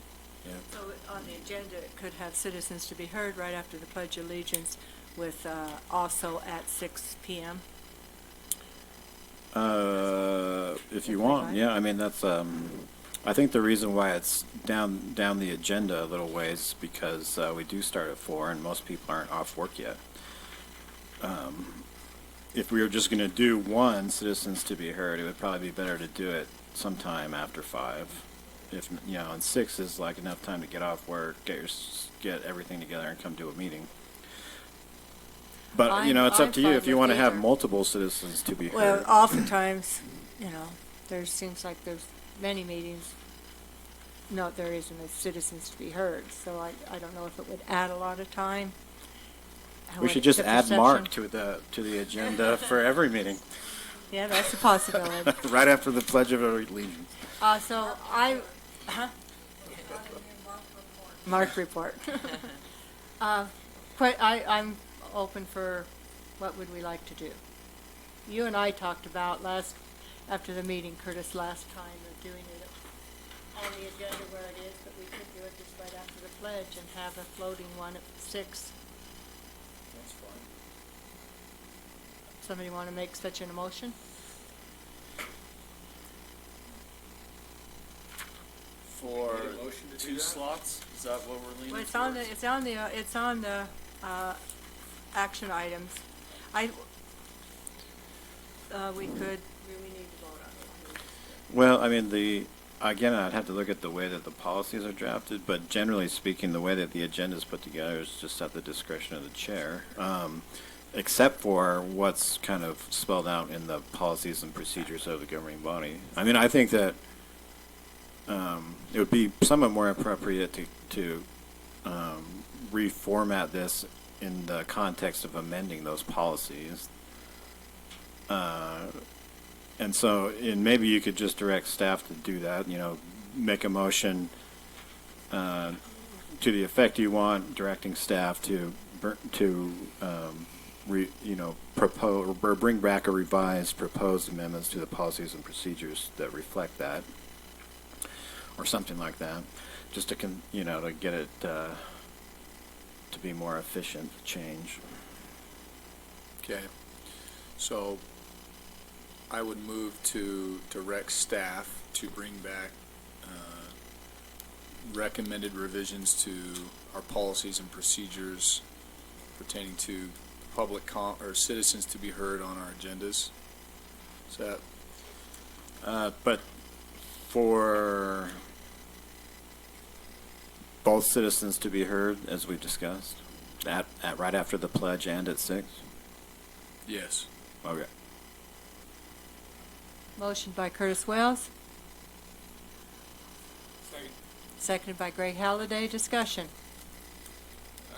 With that discussion, if we're opening this up for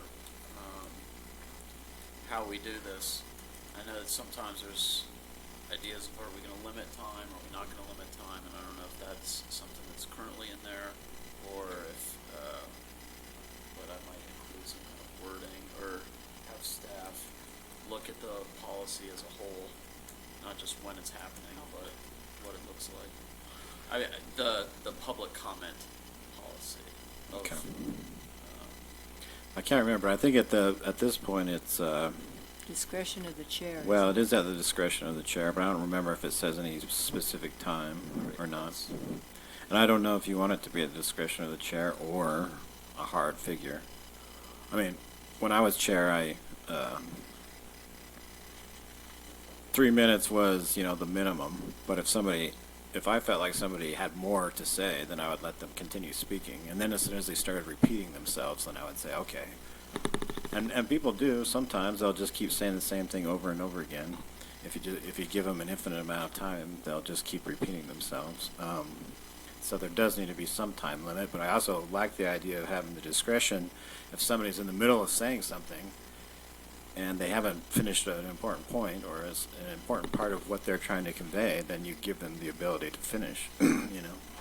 It's probably one of the more uncomfortable things we do as a chair, I find, is keeping it at, so it's a decent pace and not having it, yes. you were saying I can provide some insight on this, I think. I did look at the policies and procedures of the governing body before this agenda item to see if I could have something in the packet for you all. There is nothing specific to citizens to be heard except where it falls in the agenda. There's a whole section on here's the layout of the agenda. And that's the only place it shows up. Now, this 3-minute rule does show up under citizens to be heard on the card. There may be a 3-minute time limit per person under citizens to be heard. There are rules more specific to public hearings with regard to that 3-minute time limit. And that's to allow maximum public participation at a public hearing where you're actually specifically soliciting input. So that's why there's nothing before you in the policies and procedures, because it doesn't exist. Citizens to be heard only exists where it falls in the agenda.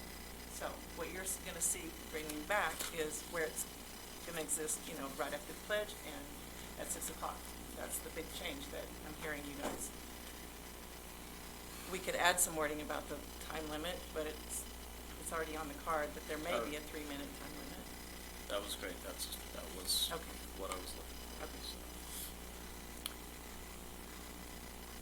We have, do we have a motion? I'm sorry. Yeah. Let's try. Yes. Motion by Curtis, seconded by Greg, wasn't it? Okay, any further discussion? I put asterisks on it. I wouldn't make the same mistake, thank you. Any further discussion? I think I might argue that citizens to be heard after the reports. Ultimately, I think I'm in favor of there being a more concrete time associated with citizens to be heard to allow it to be more accessible. But I guess I just do want to say that I think in the rhythm of a meeting, it feels like the citizens might be better heard in their current spot in terms of sort of our frame of mind and the rhythm of the meeting. I guess I don't know if anyone agrees with that notion, but ultimately, I think what we're doing is associating it with a specific scheduled time, which allows people in their busy lives. I think of families and really needing to know. And as Mark had stated, it was 4:35, and how is someone who doesn't have an extra 20, 30, 35 minutes to play around with, how are they going to know to have that opportunity? So I see it there. May I just offer one more idea? The city council does it very differently than we do.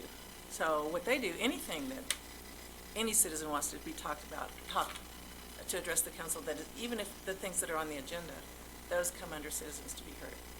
That is not how we operate, as you know. So I don't know if that's confusing to citizens. They come here and they have to do it one way, and they go there and they do it another way. So that might be something to think about. Yeah. Well, I like the way we do it, just because then we're hearing the comment when we're discussing it, as opposed to, sometimes our meetings go till 9 o'clock, and then we can totally. So I like the way we do it, and I think we make it clear when we discuss. I know. Anyway. One of the things, though, that bothers me every time, and it still happens, is when there's citizen comments on an action item, that we allow them when there's a motion on the floor. So we should make sure we do it. It drives me nuts because, you see that, it's great to hear from them, but on really contentious issues, it's like lobbying, people lobbying council members, like, why you have an motion on the floor, and it's really inappropriate. And that's one of the things that, if you can keep, this is a thought that I've had, like citizens to be heard, like during a structured time, then it becomes, to me, it's just a cleaner way to do things, So I'm not necessarily opposed to allowing, to basically consolidating those two exercises and allowing citizens to be heard, to address either an item on the agenda or whatever else, because we really struggle to manage that. I think it's real important for the chair, if we keep it the way we do, to do citizens' comment before we ask for a motion, and then not allow citizen comments after we have a Because, motion. so if somebody's here and, they don't follow every agenda, and they're like, hey, there's a meeting at 4 and they want to speak on an issue, they have 2 opportunities in the beginning and again at 6 o'clock to speak on that item, instead of having, there's times when we don't get to an action item until, 8 o'clock, 8:30, and they're sitting through the whole meeting, waiting to speak. And so I think we ought to consider that, That's good. They still get 2 opportunities, and they still get to speak on the issue. There's counties that don't even have citizens be heard. There's counties that don't allow citizens to speak on action items, So, I think it's great that we do allow for it, but I would be in favor of just 2 citizens to be heard opportunities, one in the beginning, one, a third or 2/3 through the meeting, whatever, that's 6 o'clock, and just, when I first started coming to county council meetings, I thought it was confusing. oh, you can speak on this, you can't speak on this. It's like, It is come on, something. let me get up and say what I gotta say and get the hell out of here. So, I think we should, you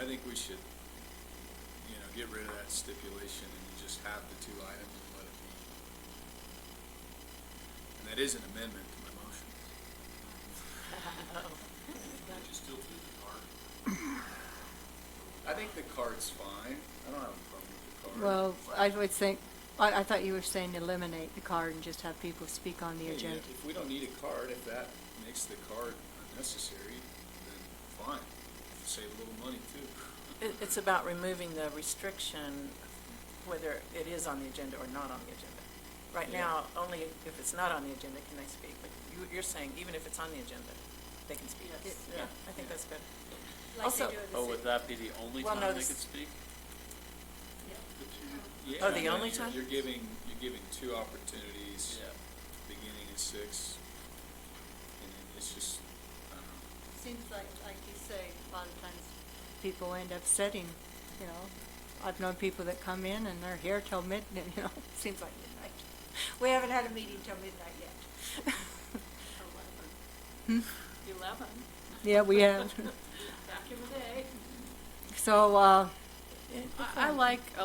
really like that. At first I was opposed to it, but I you know, think- our action items get pretty messy and lengthy, and if we can get the comment out of the way and listen to it and hear it, be able to concentrate on it instead of, I mean, by the time we have somebody get up and present, if we don't get a motion on the table before the discussion, that's what drags the meetings on and on and on, and I think that, it could clean it up. yeah, I think it'd be way less messy, and it would be a way for the citizens to be able to rely on not having, if they want to stay here all evening, great, but if they would like to have their say and get home and go watch on YouTube, then, you know, Well- that leaves them free to do so. So I really like that. Thank you, Curtis. You've convinced me. All right, so he had a motion, amended motion. You want to do that as a substitute? Substitute motion. You want me to do it again? Well, here's what I have, and if you agree, we can make this a substitute motion. Motion by Councilmember Wells to bring back revised policies and procedures to create a citizens to be heard immediately after the pledge and at 6 p.m. and to consolidate comments on agenda items with these citizens to be heard sessions. Could you put a time thing in there though, so the chair has the discretion? Like you were saying? Well, that's already the way it is, but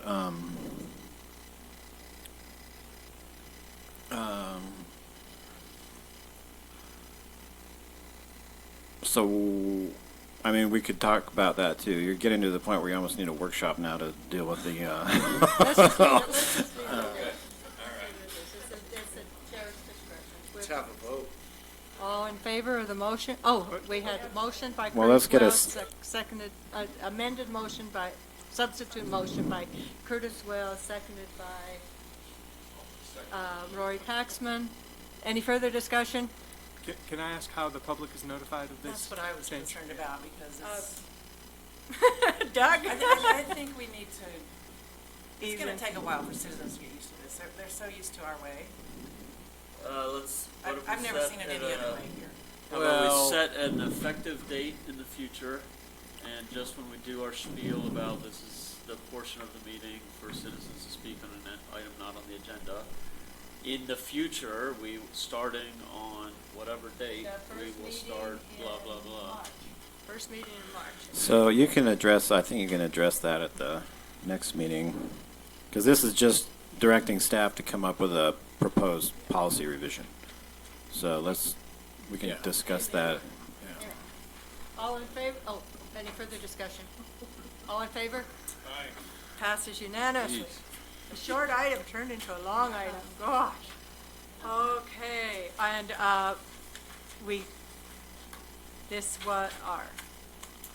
this was something that you wanted to comment on. Okay, we're done. Well, it would be the third time you passed over, but. And I even just- had Listen, I just stand in complete support of what you just came up with. In fact, you expanded on it in a lovely way.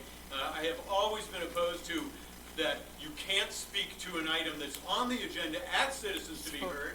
Well, that's not true. My plan in the future was to speak to an item that is on the agenda by saying, I had a dream about this item, and I'm going to talk about my dream, not the item. So thank you for clearing that up.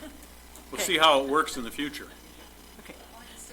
Okay, stay there, because you are on S, approving a proposed resolution pending legal review, expressing opposition to the Bureau of Land Management oil and gas leases near the Sand Flat Recreation Area. And before a motion is made, I would like to comment that better minds than I am are going to demand that this doesn't happen. I'm certain of it. I just want to point out that it is the Trump administration that put us in this dilemma, and I think that if the administrative process doesn't work well, that this is a perfect example of why the Second Amendment allows us to, for a well-organized militia to defend our watershed. So I'm sure the process will work out just fine. Thank you. Okay. May I just say something? Yes. So I had obviously been hearing a lot of public comment about this, and since there was no resolution in the online packet, I took the liberty of having Tara print the resolution up, and there are extra copies on the table if you'd like to take one, Mark. Anybody, all of you audience members are welcome to take one. Since this was not on, I don't think we need to read it since there's so few people. Okay, good. But do I did have correct. We've got viewers. Let's not forget. But we'll be posting it. We don't have to read it since it's not a resolution. Yeah, it's a resolution. But notice that the title of the resolution is different than in the agenda. That title was the city's title. So your motion, you consult your resolution. A resolution opposing the Bureau of Land Management's preliminary oil and gas lease parcels 11 and 12. Okay, so do we have a motion? Yes. I move to approve the resolution opposing the Bureau of Land Management's preliminary oil and gas lease parcels 11 and 12, and authorize the chair to sign all associated documents as presented and as will be in the revised packet tomorrow. Motion by Jay Lynch, seconded by Evan Clapper. Discussion. Thank you for your hard work. This is really a good resolution. I'm really proud of it. Thank you. Thank you. Just a question. Was this, Ms. Sloan, you put this resolution together at the direction of the council chair? Okay. I know I got a lot of pressure to do it, but I'm sure it was me. Okay. All in. So I just, I'll get you a better picture back. a couple comments. You know, generally, I'm a supporter of multiple use. The overlap with the lease parcels, you know, with sand flats, you know, and some of the nearby Grand Staff Canyon, WSA. This isn't, but I think particularly with sand flats, with the motorized and non-motorized, you know, in addition to the camping and hiking, this just isn't really a logical site for high potential oil and gas development. And so I'm in support of I'm not in support of the leasing areas, so put it that way. I agree. Okay, any further discussion? Seeing none, I'll call for a call for a vote. All in favor? Aye. Passes unanimously. Okay, on your dais too, you have 3 letters. One to David Hinkins, Senator Hinkins, one to Governor Herbert, and one to Representative Ellison. I think that's how you say it. This is approving these proposed letters for a new Utah Raptor State Park located at the Dotton Wells, Willow Springs area.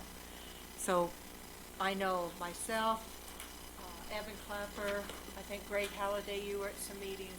We've been working on this for like a year and a half, almost 2 years to get that area protected because it's being trashed. And so I found out that through Sovereign Lands that the state was considering doing a state park here and putting quite a bit of money into it, which will be very nice. And it will accomplish what we were going to do by having a joint Sovereign Lands Grand County situation similar to Sand Flats. So that instead it will be a state park covering the Willow Springs and Dalton area, and they're hopefully going to get the land swap with Sitla before it becomes a state park. If not, they will expand the state park to include the Sitla land. Mike Ellison, when I met with him, he wanted a letter so that when he brings it forward, he can have an official thing saying, an official letter stating that Grand County is in support of this new state park. That's the background. So do I have a motion? I would move to approve the proposed letter of support for the new Utah Raptor State Park located at Dalton Wells, Willow Springs area, and authorize the chair to sign the letters. Second. Motion by Evan Clapper, seconded by Greg Halliday. Discussion.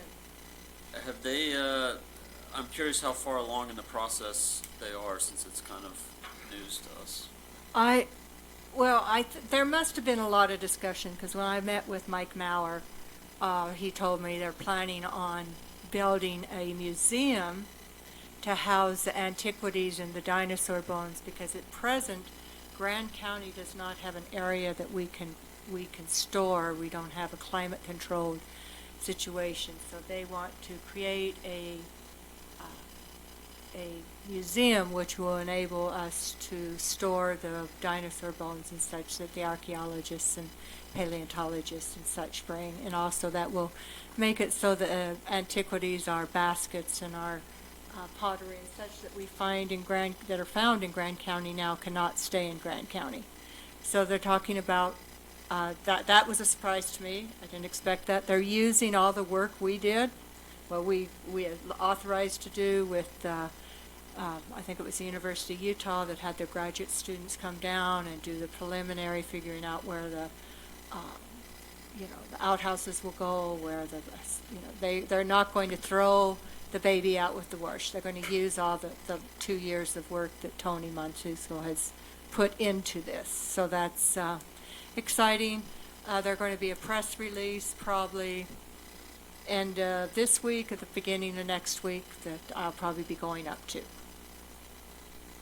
So it's further along than I anticipated. Wow. They were a little afraid that I was going to be mad because of all the work we'd done, and they hadn't included me on the beginning, so they were thrilled that I says my goal was to protect the area. I was looking at it as a different way. The goal is accomplished. I'm fine with it. So, does that answer your question? It does, thanks. Any further discussion? All in favor? Aye. Unanimous. Okay. I'm looking at you. Passes unanimously. Consent agenda. Approving the chair's signature on the independent contract agreement with EFG Consulting, LLC, for the internal annual auditing services to the Grand County Audit Committee. V, approving chair's signature on associated document resolution adding Impact as a partner on a previously approved Southeastern Utah Association of Governments Rural Diversification Grant. Ratifying the chair's January 28, 2020 signature on a letter to the City of Moab, the mayor of Moab and the mayor's, Moab city manager delivering in advance of the city council meeting held on January 28, 2020 regarding the proposed pre-annexation agreement between Lions Backs Holding LLC Moab 4x4 and City of Moab for property located at approximately 938 and 940 South Main, Moab. Jalen. I move to remove item V from the consent agenda. A motion to remove item V from the consent agenda by Jalen Hawks. I gotcha. Evan Clapper has, all in favor of moving item V out of the consent agenda. Chris? Why are we doing Discussion. Discussion. Okay, so item V is removed from the consent agenda. So, Okay, then I will make a motion to approve item U and W and authorize the chair to sign all associated documents. motion by Jalen Hawks, seconded by Evan Clapper, all in favor. Okay, so, Okay, so there were Did we- 6, all opposed? One? Sorry, did we- All, Which one was that, item W? now, are you V opposing? and W. No. do you need to remove another item, or are you voting against both of those? Yeah, we can, well, I don't care however you want to do it, but, I'm against both of them, so. that's Okay, fine. against Leave it. both, okay. Did For we get your- a copy of item W in the packet? I'm not seeing it on the dais. 262. Oh, it's in there. Okay. Now, so Rory, you're opposed to the consent agenda, am I correct? Okay, so, To all, well, okay, yeah. you would- you so would- all in favor, the motion passes 6-1 with Rory Paxman in opposition.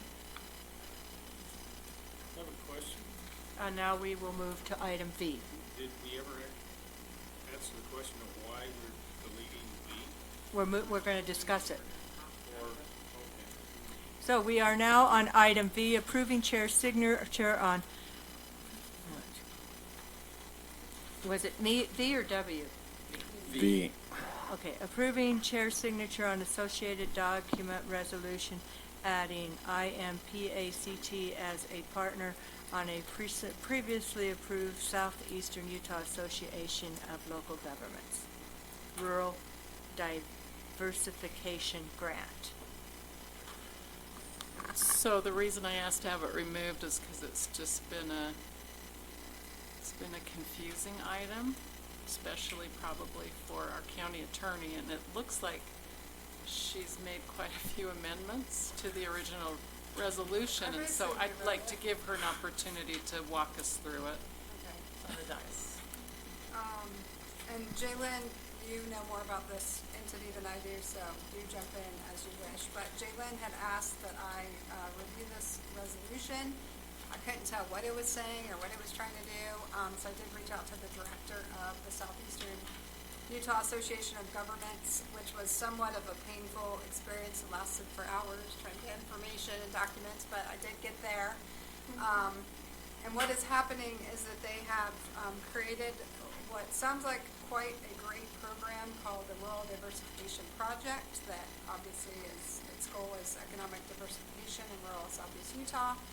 They want to do it by supporting and training small business and small existing businesses even, how to diversify, how to keep people, how to expand, how to meet needs in their community that aren't being met now. So all that's great. They've already been awarded the funds from the Federal Economic Development Agency or some such. It's referenced in here. Economic Development Administration, which is a federal division. They've already gotten the money. What's happened is they've been working with this group that's actually called the Business Training and Resource Center, operates as a DBA Impact Utah. It is a nonprofit organization. They've already been working with them, it's gone down the road with them as being the primary source of this small business support and training. It's essentially a sole source contract problem. They can't award this company that business without adding them as a co-applicant to the grant after the fact. The director, Jerry, is telling me that this was the proposal, the way the federal government proposed to sort of fix the sole source contractor issue. Whether they're a legitimate sole source contractor, I have no idea. There is no liability for Grand County, so this, one, the entire program is funded by this federal grant, and two, the obligor is the Southeastern Utah Association of Governments, not Grand County. So we don't have liability, but that's what's going on, and, you know, I had enough documentation to determine what this group would be doing, and that we don't have a liability problem, but, you know, whether it's appropriate process, I can't opine as to that. And I think the cost to Graham County is $1,000 for 3 years. And, yeah, Each year. each year. And that's to be a member of the group, not related to this project. Correct. No, it's related it's to this related. project. It's Oh, our match. Oh, okay, thank you. They got matches, I believe, from all the counties involved, and then, go ahead, Zachariah. I mean, I have to be honest, this is all news to me. I wasn't consulted at all on this, but. It all happened in the 3 hours before the meeting, so. Okay. Well, so, yeah, I'm not actually, I wasn't even following along the entire agenda item, but, and so I'm not certain about process, but I will say that we did, enthusiastically sign on for this rural diversification grant. It's a very small match that we were asked to put in, $3,000 over 3 years for essentially a $200,000 project. So, you know, I think it is, you know, well worth our small resource investment.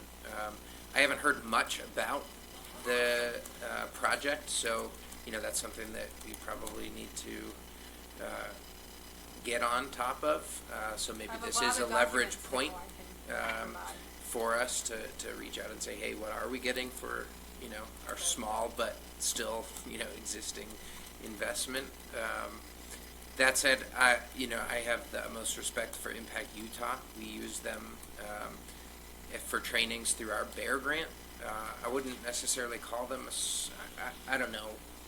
I haven't really thought about them as through the lens of whether or not they qualify as a sole source provider for these services. It's hard to believe that they would be a sole source provider, because many entities provide business resources and trainings.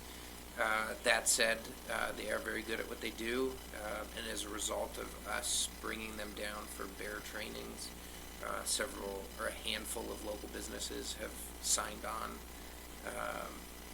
for contract work with them. So I don't have any concerns about, you know, the ALG contracting with Impact Utah. They're very good at what they do. So, Another thing is for Jerry whatever it's did worth. confirm she approves these edits, so as far as I understand, these will be integrated for all the counties to adopt the same resolution.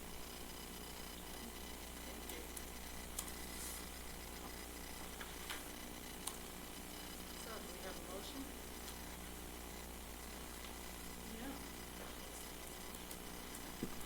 Make a motion to approve the chair's signature on the associated document resolution as presented on the dais, adding Impact as a partner on a previously approved Southeastern Utah Association of Local Governments Rural Diversification Grant, and authorize the chair to sign the associated document. Motion by Jay Lynn, seconded by Gabriel Wojtek. Any discussion, further discussion? All in favor? Aye. Passes unanimously. This brings us to calendar items and public notices.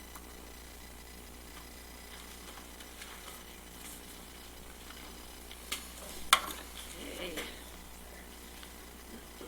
It feels like the air conditioning's on. My hands are freezing. We have February calendar. As Zachariah mentioned, the February 10th is the Canyonlands Business Summit, and then 5 p.m. Grand Area Innovation Network at 98 East Center.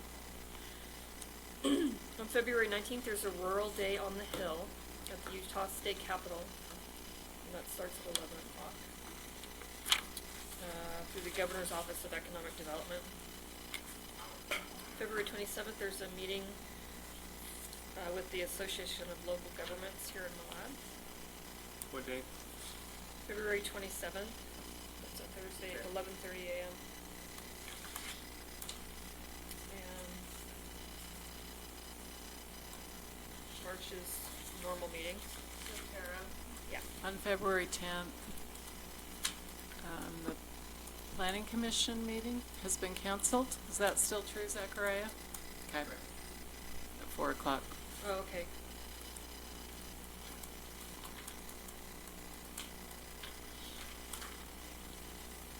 Okay.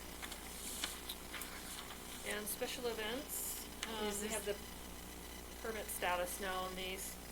So February 15th is the Red Hot 33K and 55K, which is permitted.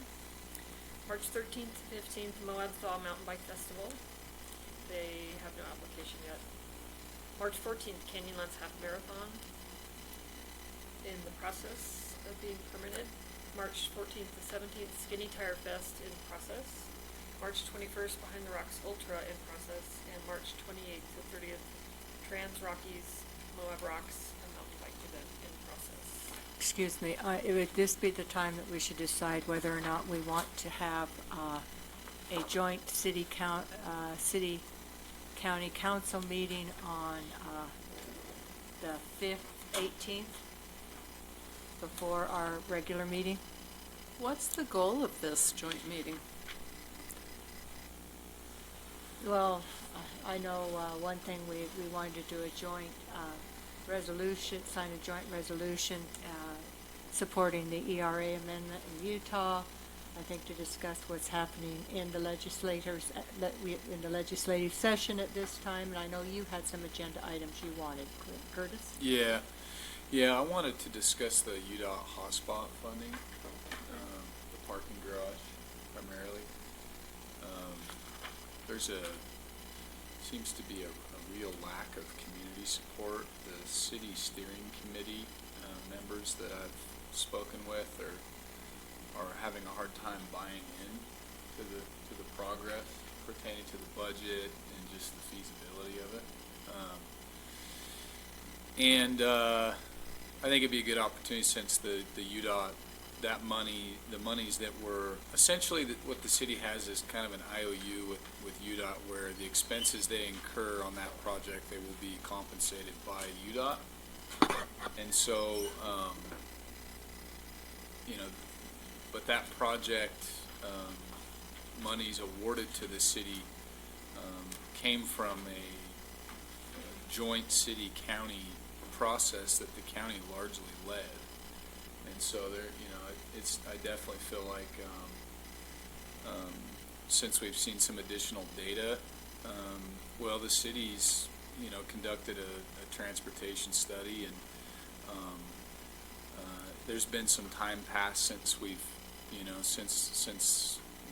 since our last engagement on that process. So I just want to have a discussion with the city and the county present, and city council members I've spoken with are looking forward to the discussion also. And then, I mentioned this with Chris, we've never really gotten a substantive response regarding the duplication of services that we've seen from the city. We sent them a letter, I don't know if it's been quite 2 years ago. And, and just never really got a response. And I talked to the mayor about it, and she didn't really have a response. It was just, it's an uncomfortable topic for them, in my opinion, because they are duplicating services and they're not comfortable, discussing that. And I think we owe it to the public, to discuss it publicly. So I want to do that. I think it's a good opportunity to do that. And then as far as the legislative stuff, there may be some areas where city interests and county interests are perhaps aligned or crossways, and so want to take some time to kind of look into the legislative updates and kind of see if we can't get on the same page on some bills. So, yeah, so I think it's going to be a good meeting. I think the coordination piece is big. Even on the agenda tonight, there were a couple of things I think if we coordinated better with the new state park, the Sand Flats issue, there's just never any coordination, and I think we need to keep bringing that up. It's something I've discussed with Joel numerous times, but nothing is changing, and so maybe by getting the legislative bodies together, that would be helpful. And then Zachariah and I also have a larger pre-annexation planning process we'd like to talk with them about, but Chris took this off too, that there's actually a statutory mandate that any time there is urban development in the county, there's a trigger that we need to notify the city and have an annexation discussion.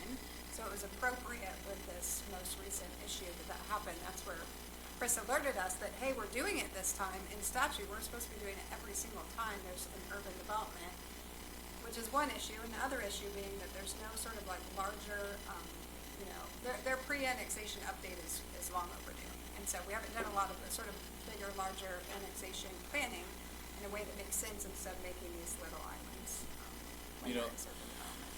There's one more thing that I thought it'd be a good opportunity to discuss is kind of maybe not a compare and contrast, but the city and the county have taken, different paths and approaches to, affordable housing policies and, land use code updates or amendments, and,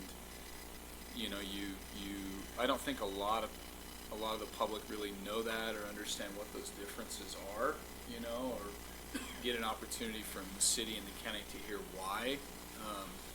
And then also, I think this would be a good opportunity for Zachariah to kind of weigh in, but also just from a planning standpoint, I hear a lot from the public that aren't in favor of the high density housing overlay. There's kind of this accusation that the county is promoting urban sprawl, but there's some good reasoning and justification there, but also that the city's ordinances and zoning is not really allowing for the density needed, to allow for affordable housing in the city. And we've never really talked about that, publicly with the city. And I think that's just a great discussion to have publicly. To me, this is starting to sound like a pretty full agenda. So what time do you think? Should we have this as a lunch meeting and have it go for, start at 12 so we can get at least a bit of a break before it sounds like, with this much on the agenda, this is at least a 2-hour meeting. What do you think? We only get to do one a year. What was the last one that we did? Was kind of like a town hall thing? It was with John Curtis, and we had that huge one over there with city and both cities and the county. It was the last joint one.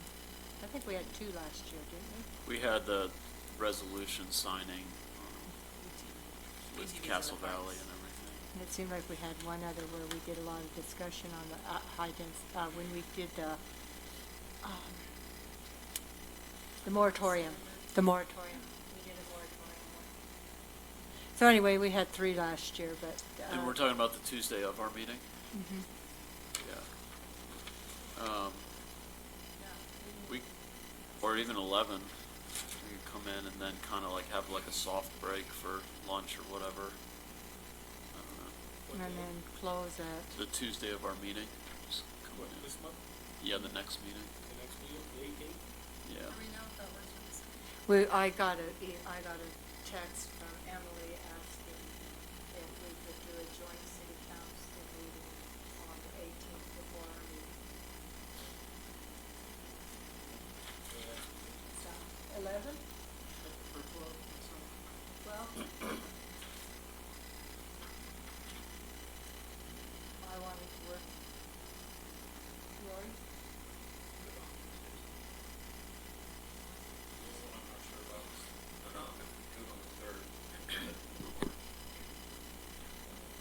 fine with noon if that's got enough time for us to Let's do address the noon. agenda. Okay, noon. Joint city-county? Here, Here. since we have the majority of the topics. What topics do the city have, do we know? No, I'll find out tomorrow. But it seems- I know Joel has, they've been working on a resolution for the GRA to approve, to sign that we support Utah passing that amendment. Yeah, we might need to prioritize some of these, so. So would you send those, what you want to talk to me, to us, to all of us? And then everybody add what you, if there's something you want to talk, and then I'll get an agenda that's reasonable. Try to get a reasonable agenda. If you'll send it to our staff, they'll get it started. Okay. Yeah. Okay, Okay. sound good? 12 o'clock on the 18th. Thank you, Tara.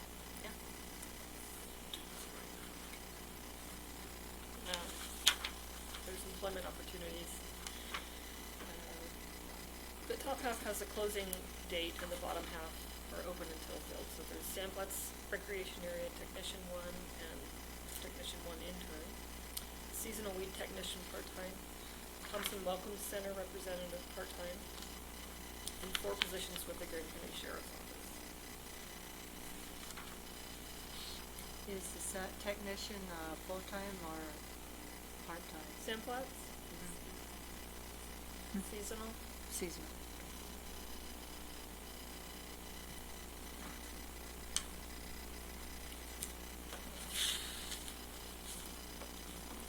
Thank you. Okay, there's not a public hearing. I'll entertain a motion to go into closed session to discuss pending or reasonable imminent litigation. So moved. Motion by Jaylen Hawk, seconded by Evan Clapper. All in favor? Aye. Closed session. So unanimous. Yes, unanimous. Passed unanimously.